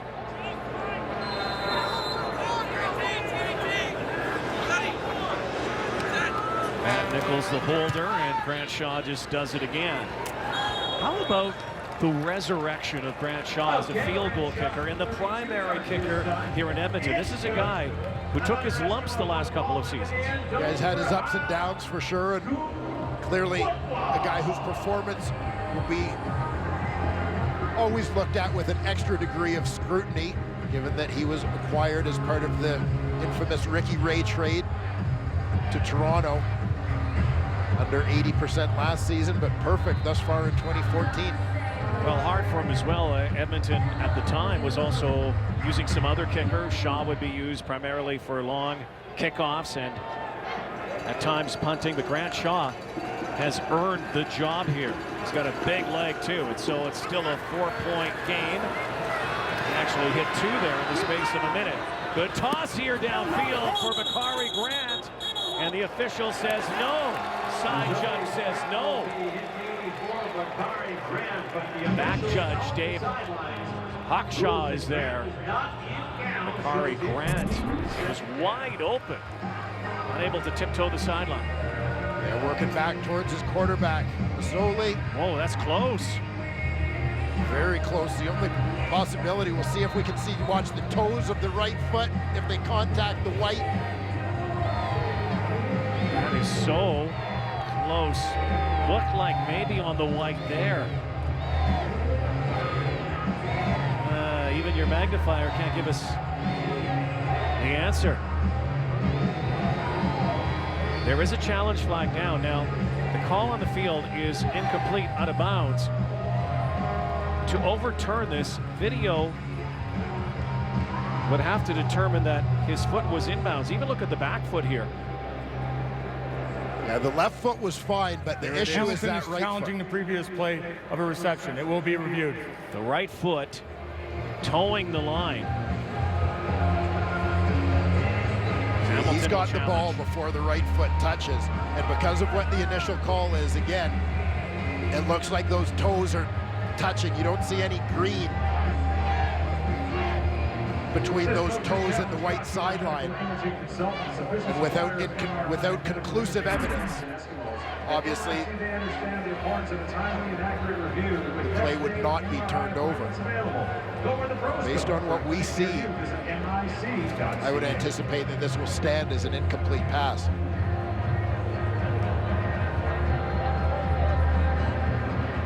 So again, CFL command reviewing.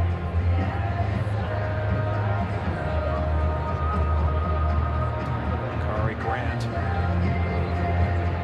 Last year, almost 1,000 yards receiving for the Ticats. 4 catches last week against BC. Here's the call. After review, the ruling on the field is confirmed. It was out of bounds as he was catching the ball. It becomes second down. The only 2 unhappy people in Commonwealth Stadium. Let's make some noise for your defense to see how loud. Second down and 10 now. 6.5 to go, third quarter here tonight. Second game of the season for both these clubs.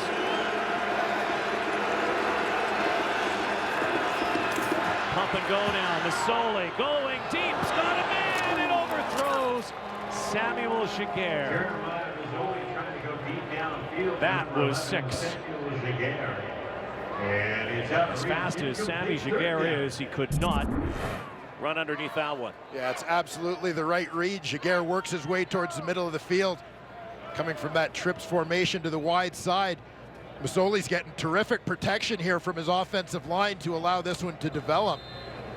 And again, we'll give that offensive line credit. 3 guys making their first career CFL start tonight. Here had 6 catches last week in that loss. And the bouncing away from Patrick Robertson. Jeremiah Masoli again in for the injured Zach Collaros, just misses. Here we had a touchdown. Cats lead though 17-13.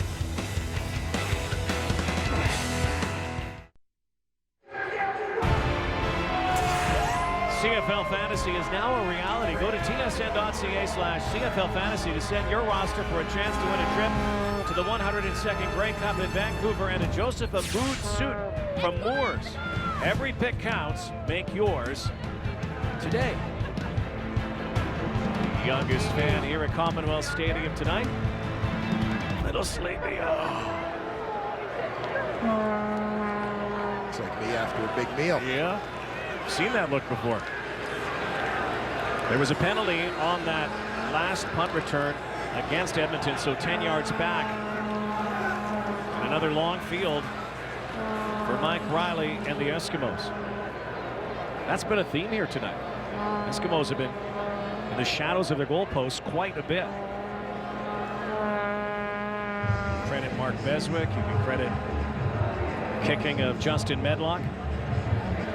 That special teams unit under the direction of Jeff Reinbold doing a very good job for the Tiger Cats here.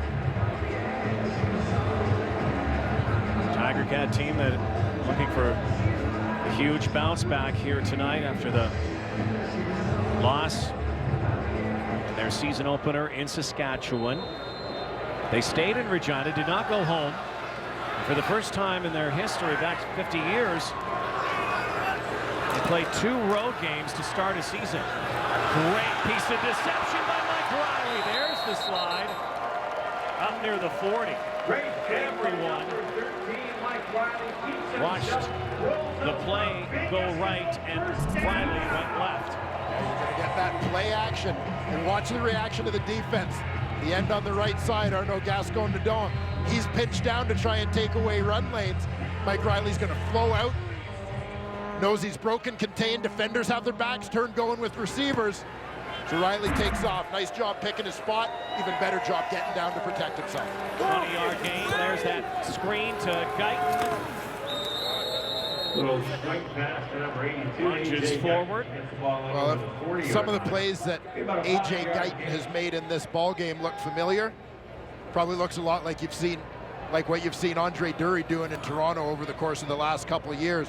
Steve McAdoo, of course, coming over for having worked with Scott Milanovich and Marcus Brady in Toronto. He is now the Eskimos offensive coordinator, running similar scheme. Guyton is the guy who finds himself in that hybrid receiver / running back role, as you see Coach McAdoo up in the box.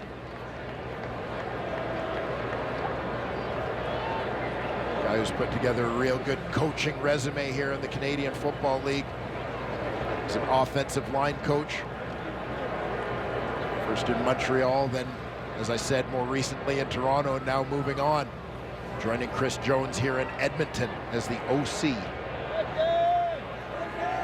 An Eskimo team that needed spark offensively, 7th in points per game last season, and 5th overall offense. They could throw the ball, 3rd overall. Struggled running and struggled protecting their quarterback. 2nd last in giving up sacks. Did a good job tonight on Mike Riley.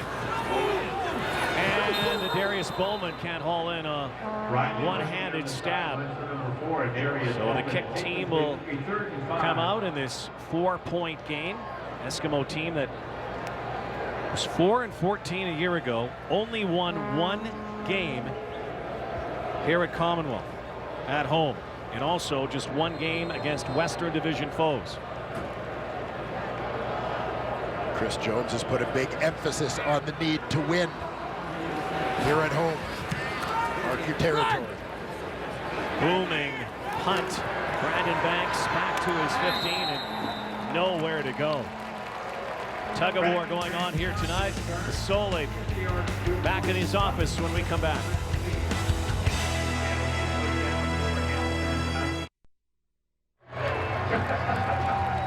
Welcome back to Edmonton tonight, the city of brotherly love.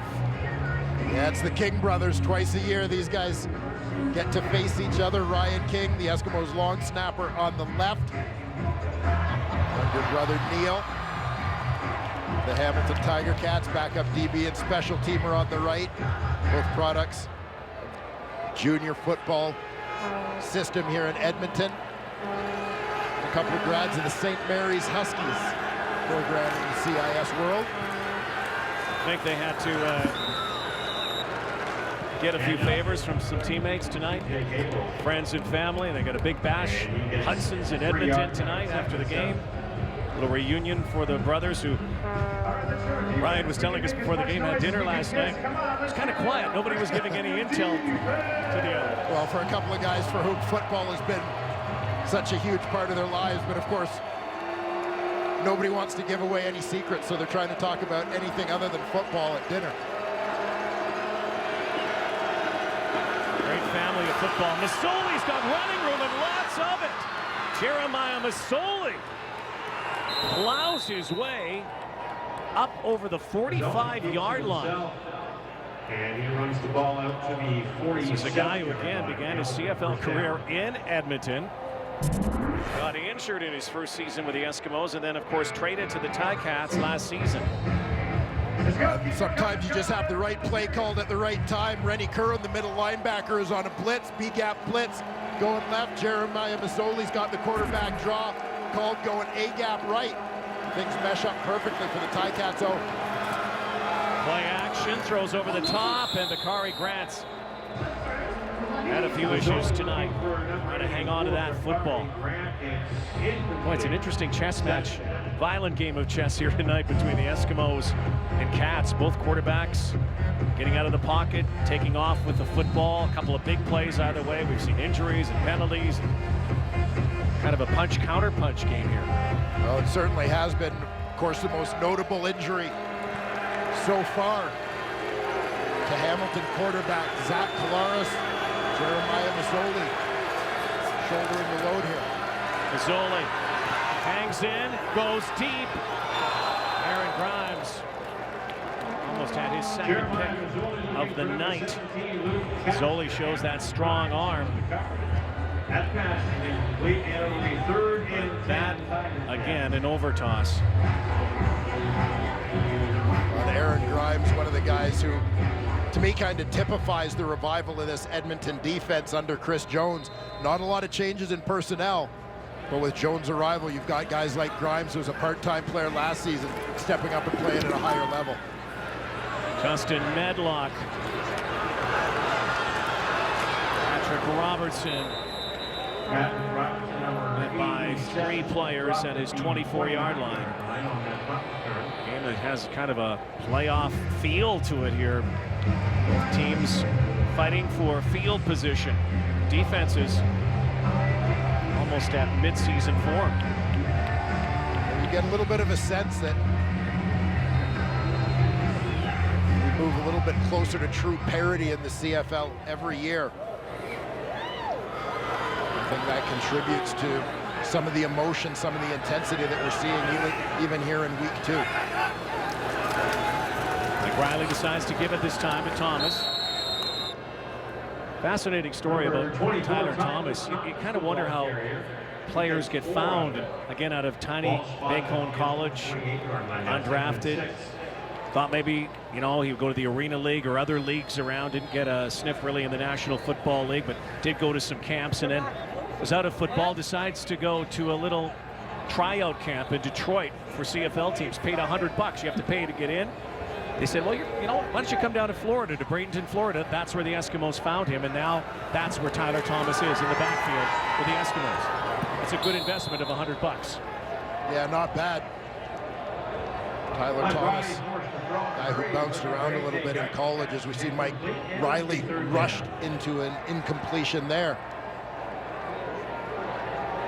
Eric Harris, the guy who supplied the pressure here, he's going to come from depth. He comes unblocked to Riley, delivers a hit. Riley gets rid of that football, but again, if you can get pressure, it's going to impact the quarterback's accuracy. And a number of 2-and-outs on both sides. This side's trying to find a way to get some offensive momentum. Banks, special teams a story here. He does a somersault on the sideline. 43 seconds to go in the third quarter. You got to figure the Cats got to find a way to get this guy the football. And he seemed a little bit more involved early, but with Mazzoli in there, they've settled into more of a passing game. Somewhat surprising, given that Mazzoli, in his most significant appearance last season, in late October game against Montreal, threw the ball only twice and ran 10 times for 61 yards, but got free rein to let it go tonight. Now they're on cue and picked off. Picked off. Dexter McCoyle, one of the new Edmonton Eskimos, a guy who is so versatile, had a pick last week in BC and now has his second interception, and that one was forced. Just as we talked about CJ Gable getting the football, that was a time not to throw the football. Dexter McCoyle looks like he's coming on the blitz, but then as CJ Gable goes, McCoyle drops off with him. And this guy, this is a classic Chris Jones defender to me, a guy with great versatility, 6'4", 225 pounds, a safety in college, 4-year starter at Tulsa, perfect fit at linebacker. Pump and go, Riley, sideline, Stamps, he dropped it. For a second, it looked like another one of those highlight reel grabs for Fred Stamps. One more play to go here in the third. I'll tell you what, Michael Coe on the corner made a fantastic recovery here. You're going to see Fred Stamps starts off, he's on the outside, starts off looking like he's going flat, and then he turns it up. Coe for a split second, looks like he's beat, but great recovery as he gets hands on and gets in that hip pocket, head around, and he very nearly picked that ball off. Great play from Coe. Riley gets hammered. The ball is loose, and the Hamilton Tiger Cats have it. Riley was taken down. Brandon Stewart on the halfback blitz delivered the hit. And the officials Arnaud Gascoineau has the football as Mike Riley takes a shot this time. For Brandon Stewart, number 9, again, he's coming from depth, he's unblocked. He's the 7th rusher on the play. And another turnover. Final play of the third quarter, a big one for the Cats, who lead by 4.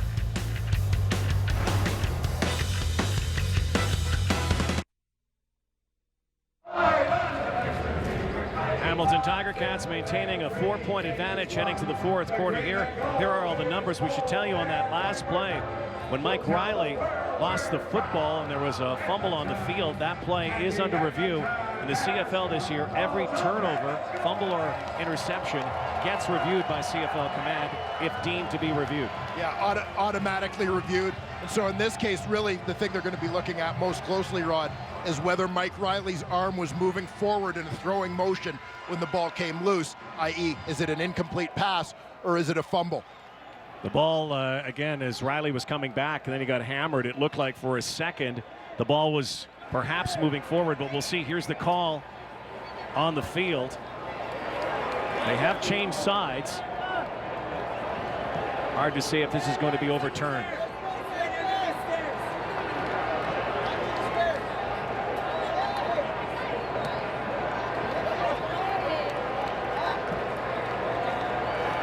The previous play had been reviewed by the command center, and the ruling on the field is confirmed with a fumble recovery by Hamilton. First down, Hamilton. Very close. Again, with Brandon Stewart coming, zoning in on Riley, making the hit. Watch the arm.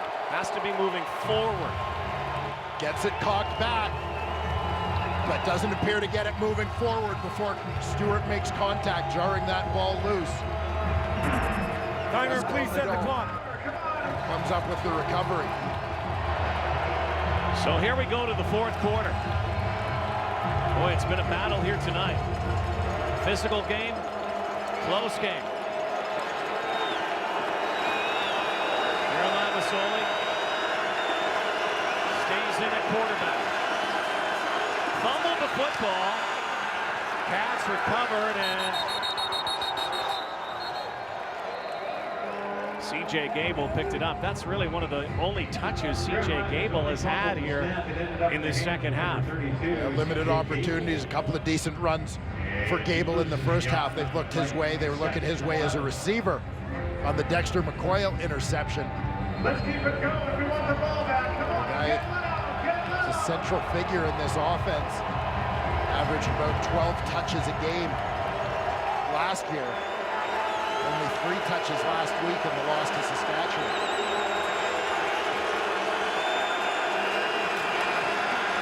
Mazzoli with a drop. Now fires. Low for Coates, but penalty flag. Could be interference downfield here. Number 81, Matt Coates. Kari Grant and Aaron Grimes jaw at each other. Before it could ever get to him, and there's a flag. It looks like this flag will likely go against Joe Burnett.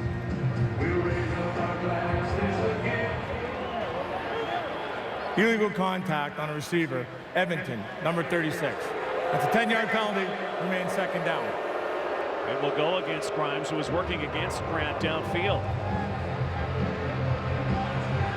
So away from the throw, which was intended for Matt Coates. Let's go, defense. Come on, let's hear you.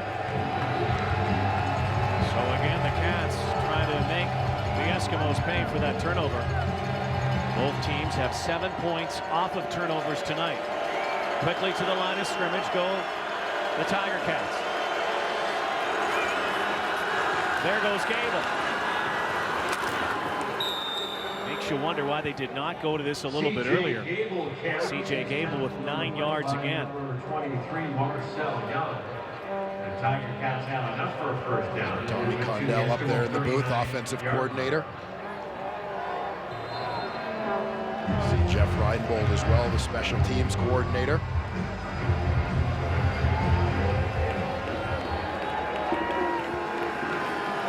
So much communication from upstairs to field level.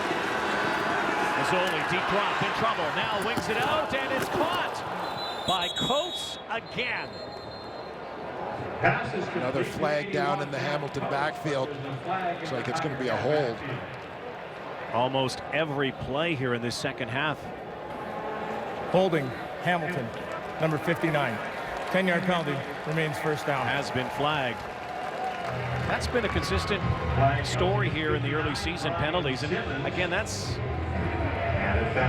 because the new season, a lot of teams shaking off rust, trying to get their offenses and defenses into gear. You can see that sometimes.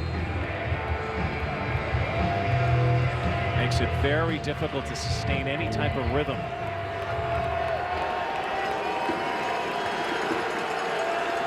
Just 100 yards for the Cats. First and 20 now.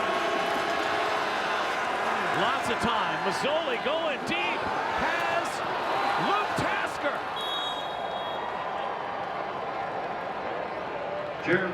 Nice throw. Good catch. 39-yard connection. The hookup. Mazzoli to Tasker. Tasker got a similar release on the previous play when the hold was called. Gets outside on his guy quickly. They came back and told Jeremiah Masoli it can beat him. Sure did here. Took the outside release, managed to keep the defender's hands off them. That's Eric Samuels. Cover linebacker working against Tasker. Second-year man out of Cornell. To the end zone and almost picked by Joe Burnett. That ball thrown behind the intended target. Yeah, Sam Giguère popped open into the window. Zoli's timing a little bit off on the throw. Giguère's going to take a stab and then work inside. You see, he gets position on his man. Wide open lane there from the quarterback. He's just a little behind his receiver, and Giguère unable to adjust. 2nd and goal now. Here they come again. Mazzoli over the middle, and it's a touchdown for C.J. Gable. 2nd of the night. Number 32, C.J. Gable. Just like that. The Tiger Cats extend the lead here, and it's C.J. Gable again. Well, the Tiger Cats get this set with their 2 running backs in the game. Moses Madu is going to enter right off the right side of your screen. He comes across first and clears out underneath. Gable follows into that open space to make the touchdown catch. Yeah. And to make that giveaway by the Eskimos, another costly one. 14 points now off of turnovers to the Hamilton Tiger Cats. Had to cut it. C.J. Gable has a pair of scores here tonight. Hamilton has an 11-point lead on Wendy's Friday Night Football.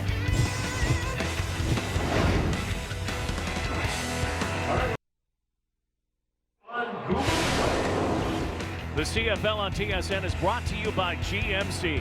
We are professional grade.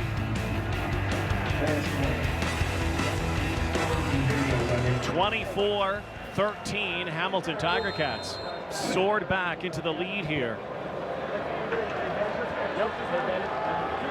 making their disaster in Regina seem like a memory now.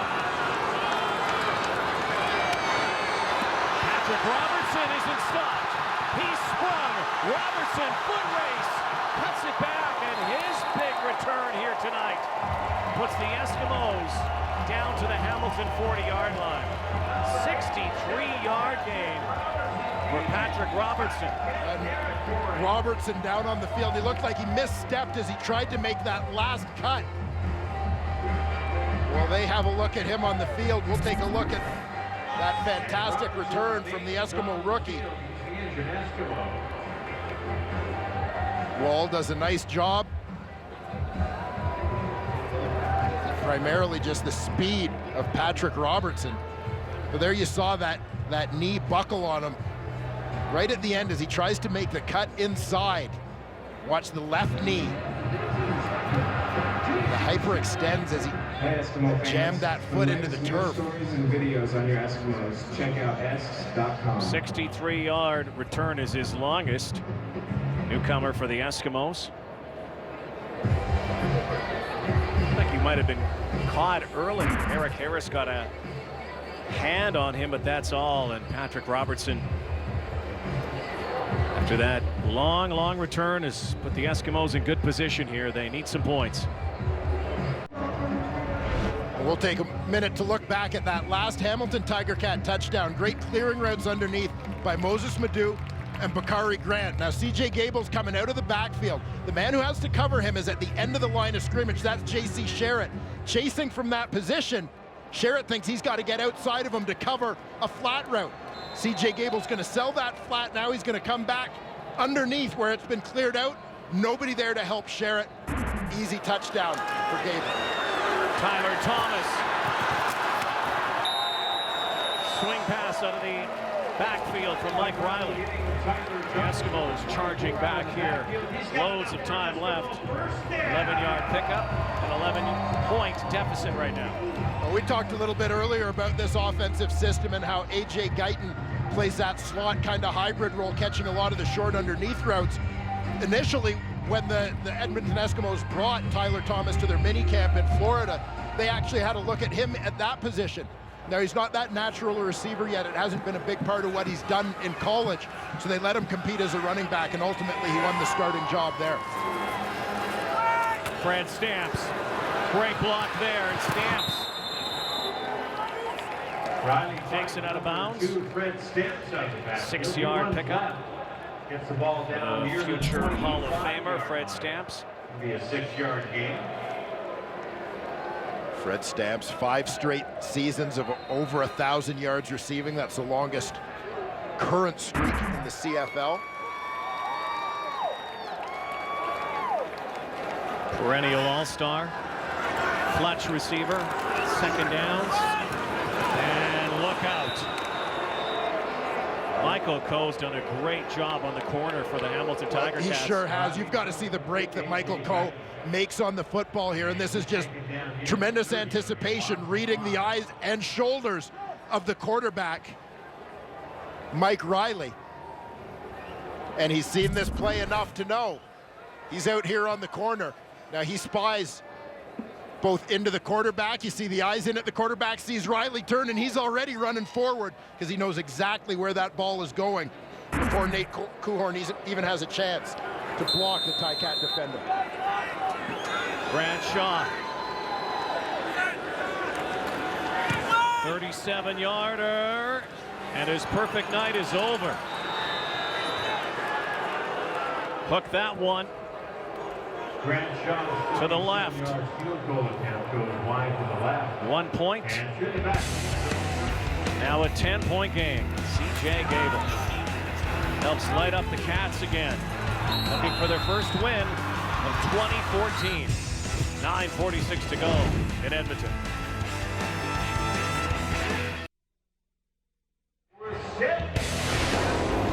Wendy's Friday Night Football is brought to you by Wendy's Baconator. Wendy's, now that's better. First Wendy's Friday Night Football of 2014. Earlier tonight, the Montreal Alouettes picked up their first win of the season, the first win for a CFL Eastern team, knocking off the BC Lions 24-9. The Lions start the season 0-2, and Hamilton Tiger Cats 9.5 away from giving the East a second win. Akari Grant hangs on this time. That's his first catch. He's had a couple of drops here tonight. Complete to number 84, Akari Grant. And he picks up. Grant had that near miss on the sideline in the third quarter. His toe just touched the sideline as he came down with the football. Tiger Cats leading receiver last year and an East Division All-Star with over 900 yards.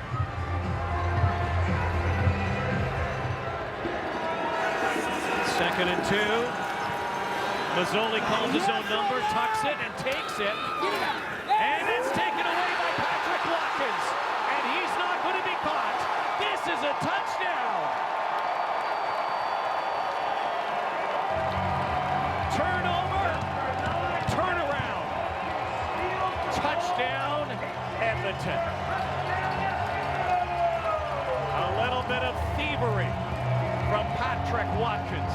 Well, Watkins is usually stealing them out of the air, but plucks this one on the ground. Now, quarterbacks, usually you tell them at the end of the run, when they're on the move, generally you're telling them to get down to protect themselves. In this case, you wish Mazzoli had gotten down instead of challenging the tacklers simply for reasons of ball security, and you see exactly why. The absolute definition of takeaway. Watkins takes it away from Mazzoli, and now it's a 3-point game. And again, players come together after, have words with each other. Penalty flag was thrown.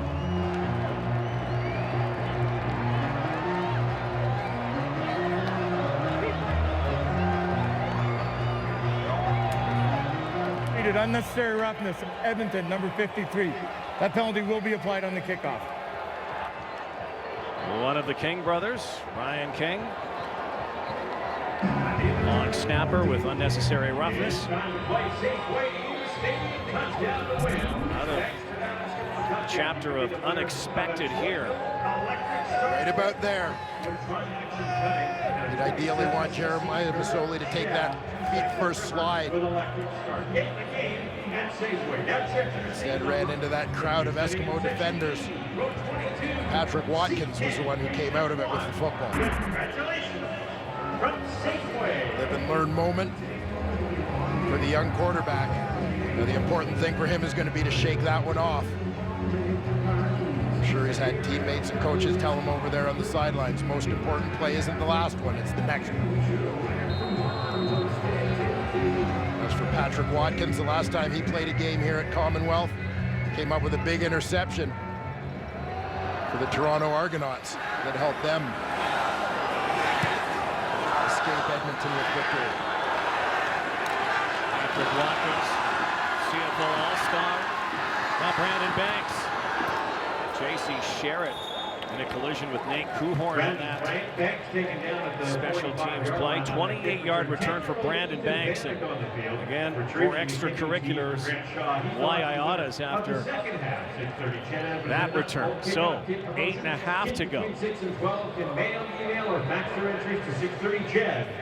Chance to be the 630 Chad. Solely just 5 of 15. Again, in relief of Zach Collaros. If you're just joining us, Collaros knocked out of the game on a hit from Odell Willis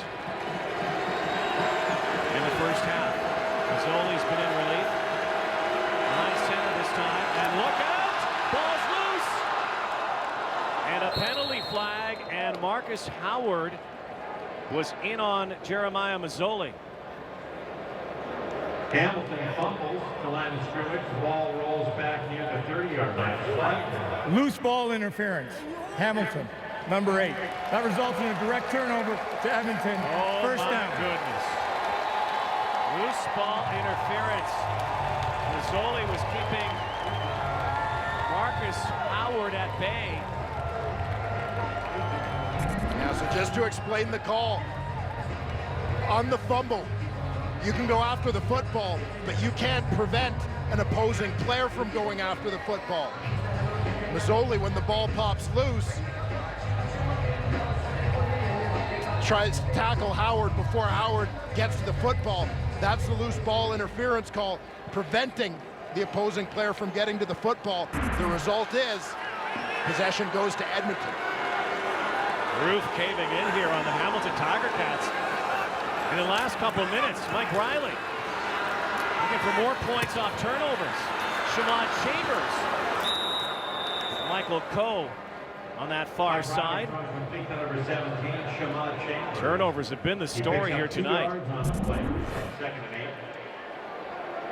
It's been the issue. So there you see Howard comes off the edge. Watch Mazzoli. Once the ball goes down, his instinct is to tackle Howard. Perhaps he thought the ball bounced right up into Howard's hands. But because that ball is loose, even though Hamilton recovered it, because Mazzoli directly prevented Howard from getting it and wasn't going after the football, that's the ball. Riley got hit hard downfield. No flags on the play. Riley dusted, and at the other side, a collision between receiver and defender. Looking for a Darius Bowman downfield. It was Eric Norwood, the defensive end, who fired off the end and hammered Mike Riley. He came free here. Again, you see the line loaded up, and he beat the receiver, Guyton, to the inside.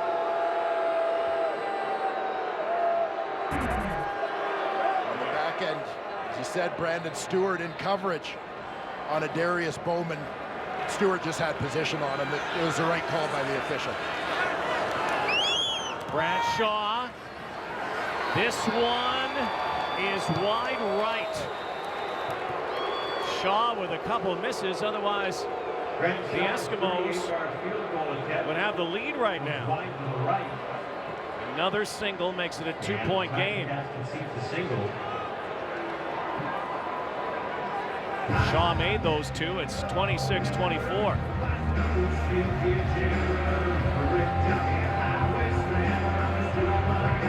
Some of those issues you talked about before that have plagued Bradshaw, accuracy issues in the past. Inconsistency in the kicking game has been an issue for this team over the course of a couple of years. Craig Dickinson. Dan Lefevre now in at quarterback for the Hamilton Tiger Cats. Lefevre swings it out to Gable. Dexter McCoyle was right in on him right away. So musical quarterbacks right now for the Hamilton Tiger Cats. Mazzoli, after a couple of turnovers, one into the hands of Patrick Watkins, and then the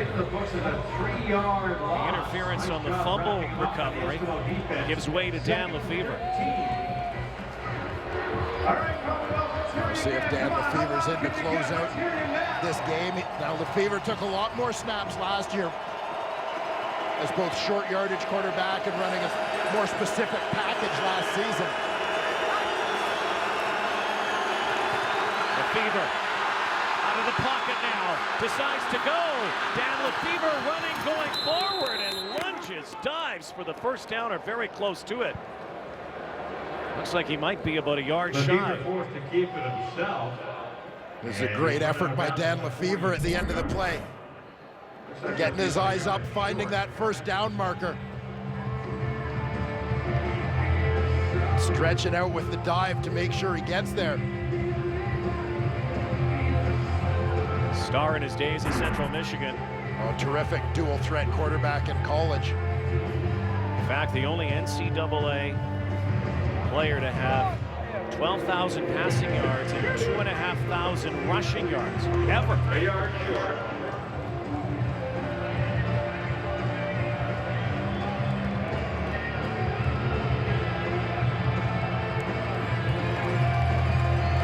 So it's 3rd and 1 now.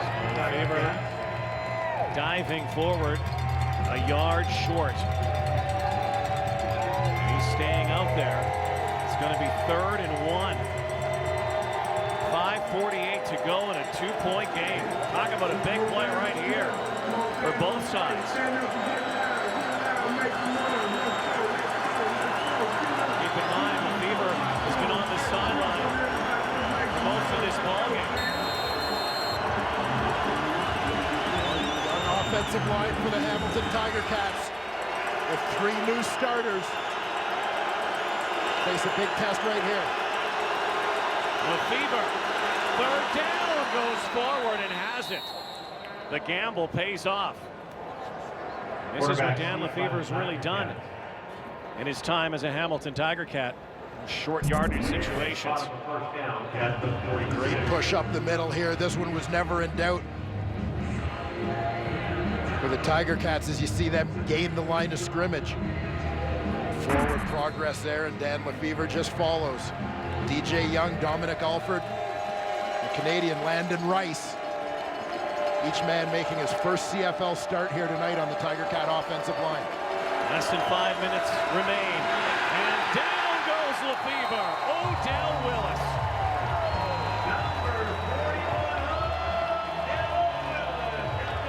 His 2nd sack of the night, 3rd for the Eskimos.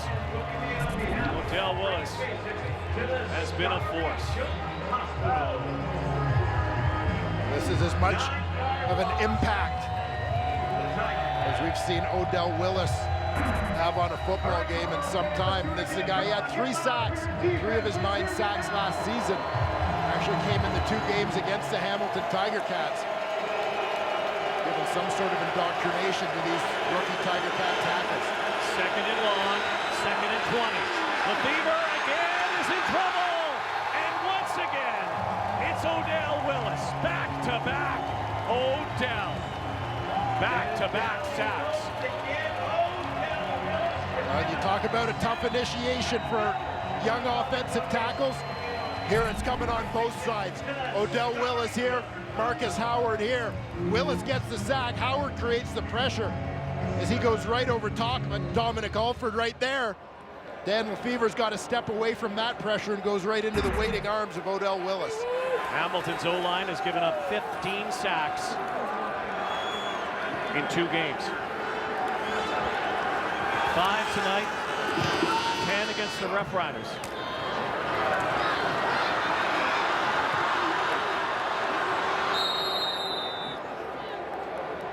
A.J. Guyton on the return. Caught by the toe, number 43. That's the younger of the King brothers, Neil, and on the tackle for the Hamilton Tiger Cats.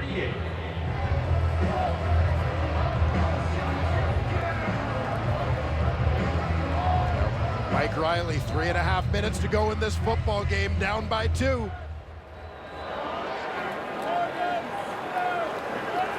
Again, the Eskimos only 1 home win in 2013. Trying to pull this one out tonight. There's Guyton again. Tackle missed by Arnaud Gascon-Nedon, and he has a first down, very close to it. Esks trying to win their home opener.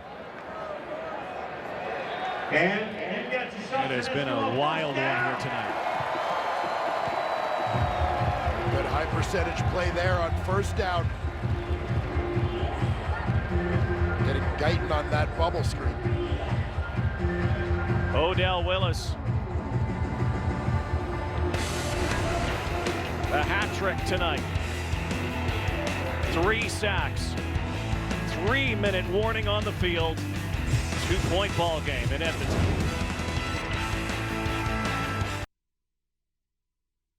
Sunday marks the 155th anniversary of the running of the Queen's Plate at TSN Live from Woodbine.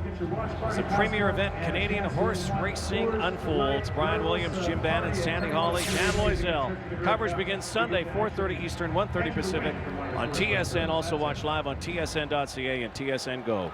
That's the high-level bridge here. Citizens make donations for the LED lights when the Oilers play. Oiler colors tonight, Eskimo colors. Darius Bowman has had a tough night tonight, but not now. A first down. One of the Friday night lights here at Commonwealth Stadium as the Eskimos run a 2-minute and 46-second offense here. Well, Mike Riley talked yesterday about the ability of Darius Bowman to pick up yards after the catch. Feels comfortable getting them that ball close to the line of scrimmage and letting them go.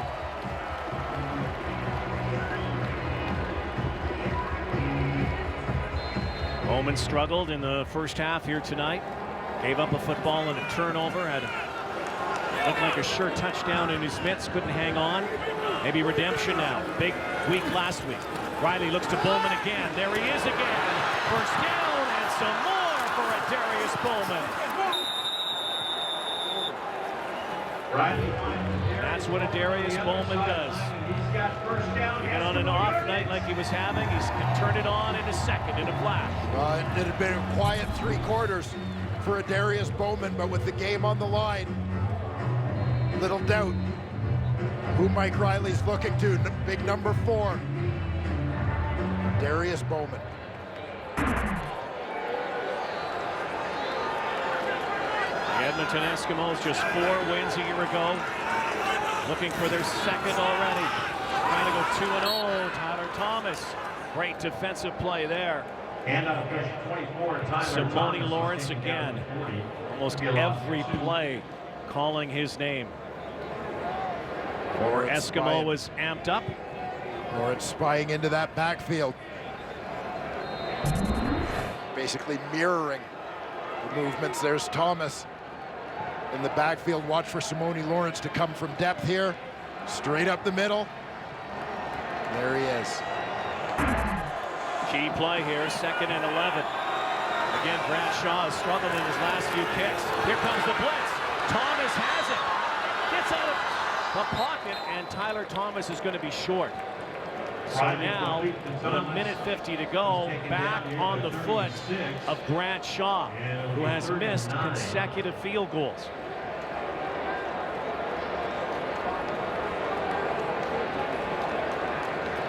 Shaw, 2 for 4. Has missed his last 2. Well, needs to put those 2 out of his mind, as he also needs to put last season out of his mind when he missed what would have been a last play game winner against these Hamilton Tiger Cats in a 1-point loss. 43-yarder is up, and it is good. That's the way to bounce back.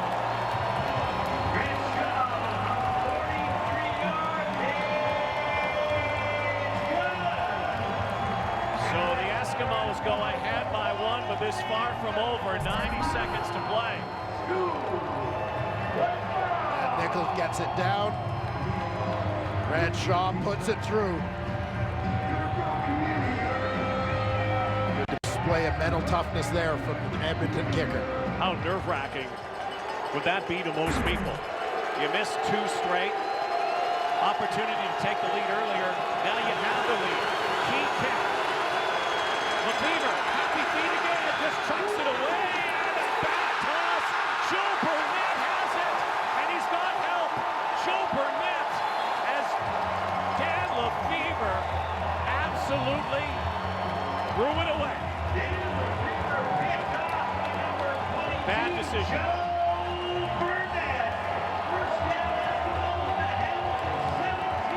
Fever under pressure. As you said, just puts it up. Four-man rush working against 6 blockers. Odell Willis contained him. Fever with just a blind throw down the field. Joe Burnett. An easy pick. Now a chance to seal it here for the Eskimos. Use up some of the clock. Little hitch to Fred Stamps. Straight arm sideline.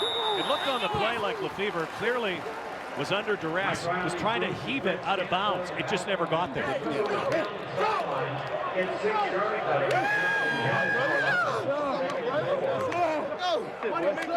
You see the numbers. 2 sacks, 3 forced fumbles on the last 4 Ticat possessions. I'll tell you what, this Edmonton team has talked a lot about all the running they did in training camp, everything at a fast pace, and the conditioning, how that conditioning has allowed them to be in better condition in the 4th quarter of games here at the start of the season. They took over late against BC last week as they got stronger as the game went on, and we've seen it here at crunch time against the Hamilton Tiger Cats as well. And this game is not in the books yet, however. A minute 8 to go. If the Ticats can hold the Eskimos to a field goal, they'd have to march the distance, get a major to win. So decision time here. Eskimos are a half-yard short. Half-yard short, but they're not going to wait. Instead of going for it, they're going to be Grant Shaw out again to give them a 4-point lead and make the Ticats go the distance for the win. Playing it by the numbers here. And based on what's gone on in the 4th quarter of this ball game, if you're Chris Jones, you have a certain comfort level putting the game in the hands of your defense.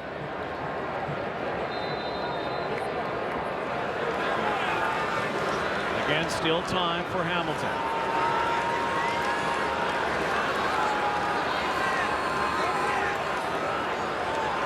Shaw to make it a 4-point advantage.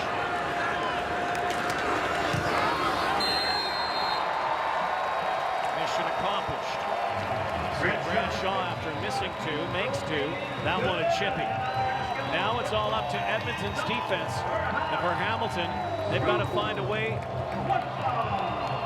to take this one to the house. Dan Lefevre remains at quarterback. He'd come on here in the 4th quarter in relief of Jeremiah Masoli after a couple of Masoli fumbles, and after Masoli had come on in relief of an injured Zach Polaris.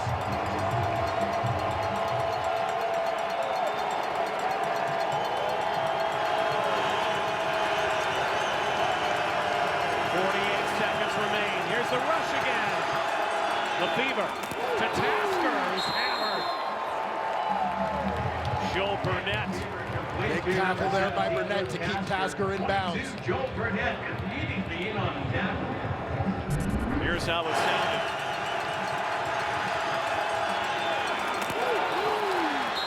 Big bang. 2nd and 4. Uh-oh. And he's able to get it away to Bakari Grant, who's lifted up. J.C. Sherritt brings him down, but there's a penalty flag. And don't go anywhere yet. 31 seconds remain. And, of course, this is the league where no lead is safe and anything can happen. Cats aren't done yet.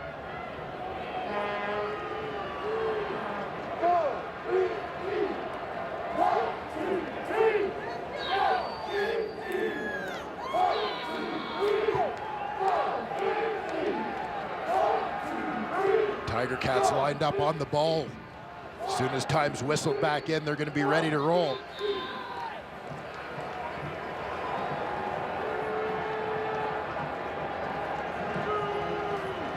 Here is the call. After yards were gained, illegal participation. Edmonton, number 9. It's a 10-yard foul from the point. First down. Patrick Watkins presumably went out of bounds and came back in to the play. So the Hamilton Tiger Cats now on the 51. They had an 11-point advantage erased by the Eskimos. Have a 4-point lead. Look out! Man is open! Downfield! It's Kerry Cope, the former Eskimo. 24 seconds to go as Dan Lefevre finds a wide-open Kerry Cope. Well, Coke is just going straight down that sideline. He's the outside man. He's going to get outside his man. Take it straight down. Defender Burnett froze, was caught flat-footed as Kerry Cope ran by him. We shouldn't be surprised. These two teams split last season. Point differential separated by 4. They're separated by 4 right now. 20 seconds to go. Over the middle, Bakari Grant. Jolted by J.C. Sherritt. Plenty of time here, almost enough time for 3 plays. Yeah, timeout called by Dan Lefevre immediately after that play. Number 38, Aaron Samuels, and 47, J.C. Sherritt. And the ball will move down the Eskimos 12. Timeout. Hamilton. Give this Hamilton Tiger Cat team credit for all that's gone wrong in the 4th quarter of this game. Plenty of temptation to fold the tent, but hasn't been a thought.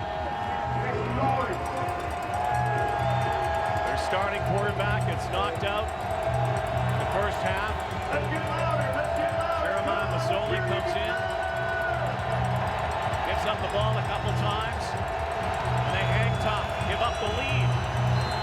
Now they have a chance to win this wild one in Edmonton. 2nd and 4. Clock starts now. Lefevre swinging it out. Can't get it to Bakari, and it comes down to 3rd down with 14 to go. It's 3rd and 4 Hamilton. 14 seconds left on the clock.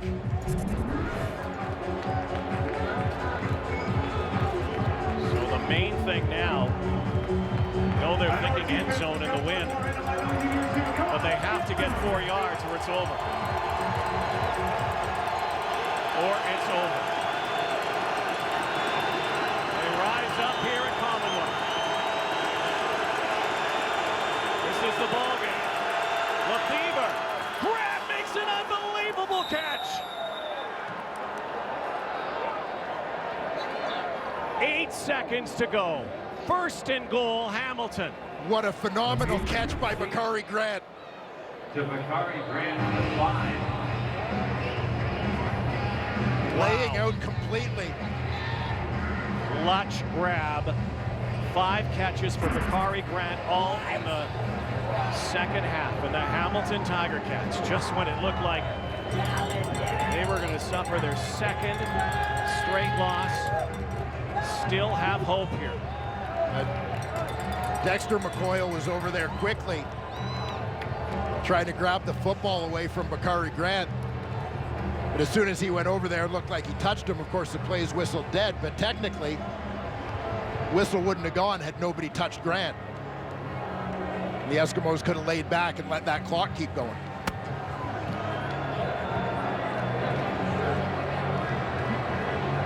Then again, he could have rolled over and gone into the end zone. That's where you surround them. Surround them, but don't touch them. This game turns into a thriller. It's had everything in this one. Welcome to the CFL. It's been a long one. Full of ebb and flow and momentum swings. Desperate Hamilton team starting their season on the road out west. 3 straight games. They have the bye next week and then go to Calgary. What a drive this has been for Dan Lefevre, Kent Austin, and the Cats. Can they complete it? Or will Edmonton stand strong?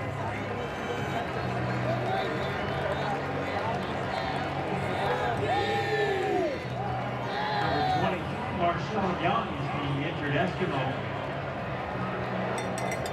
Marcel Young, the former Hamilton Tiger Cat. Eskimo injured on the play.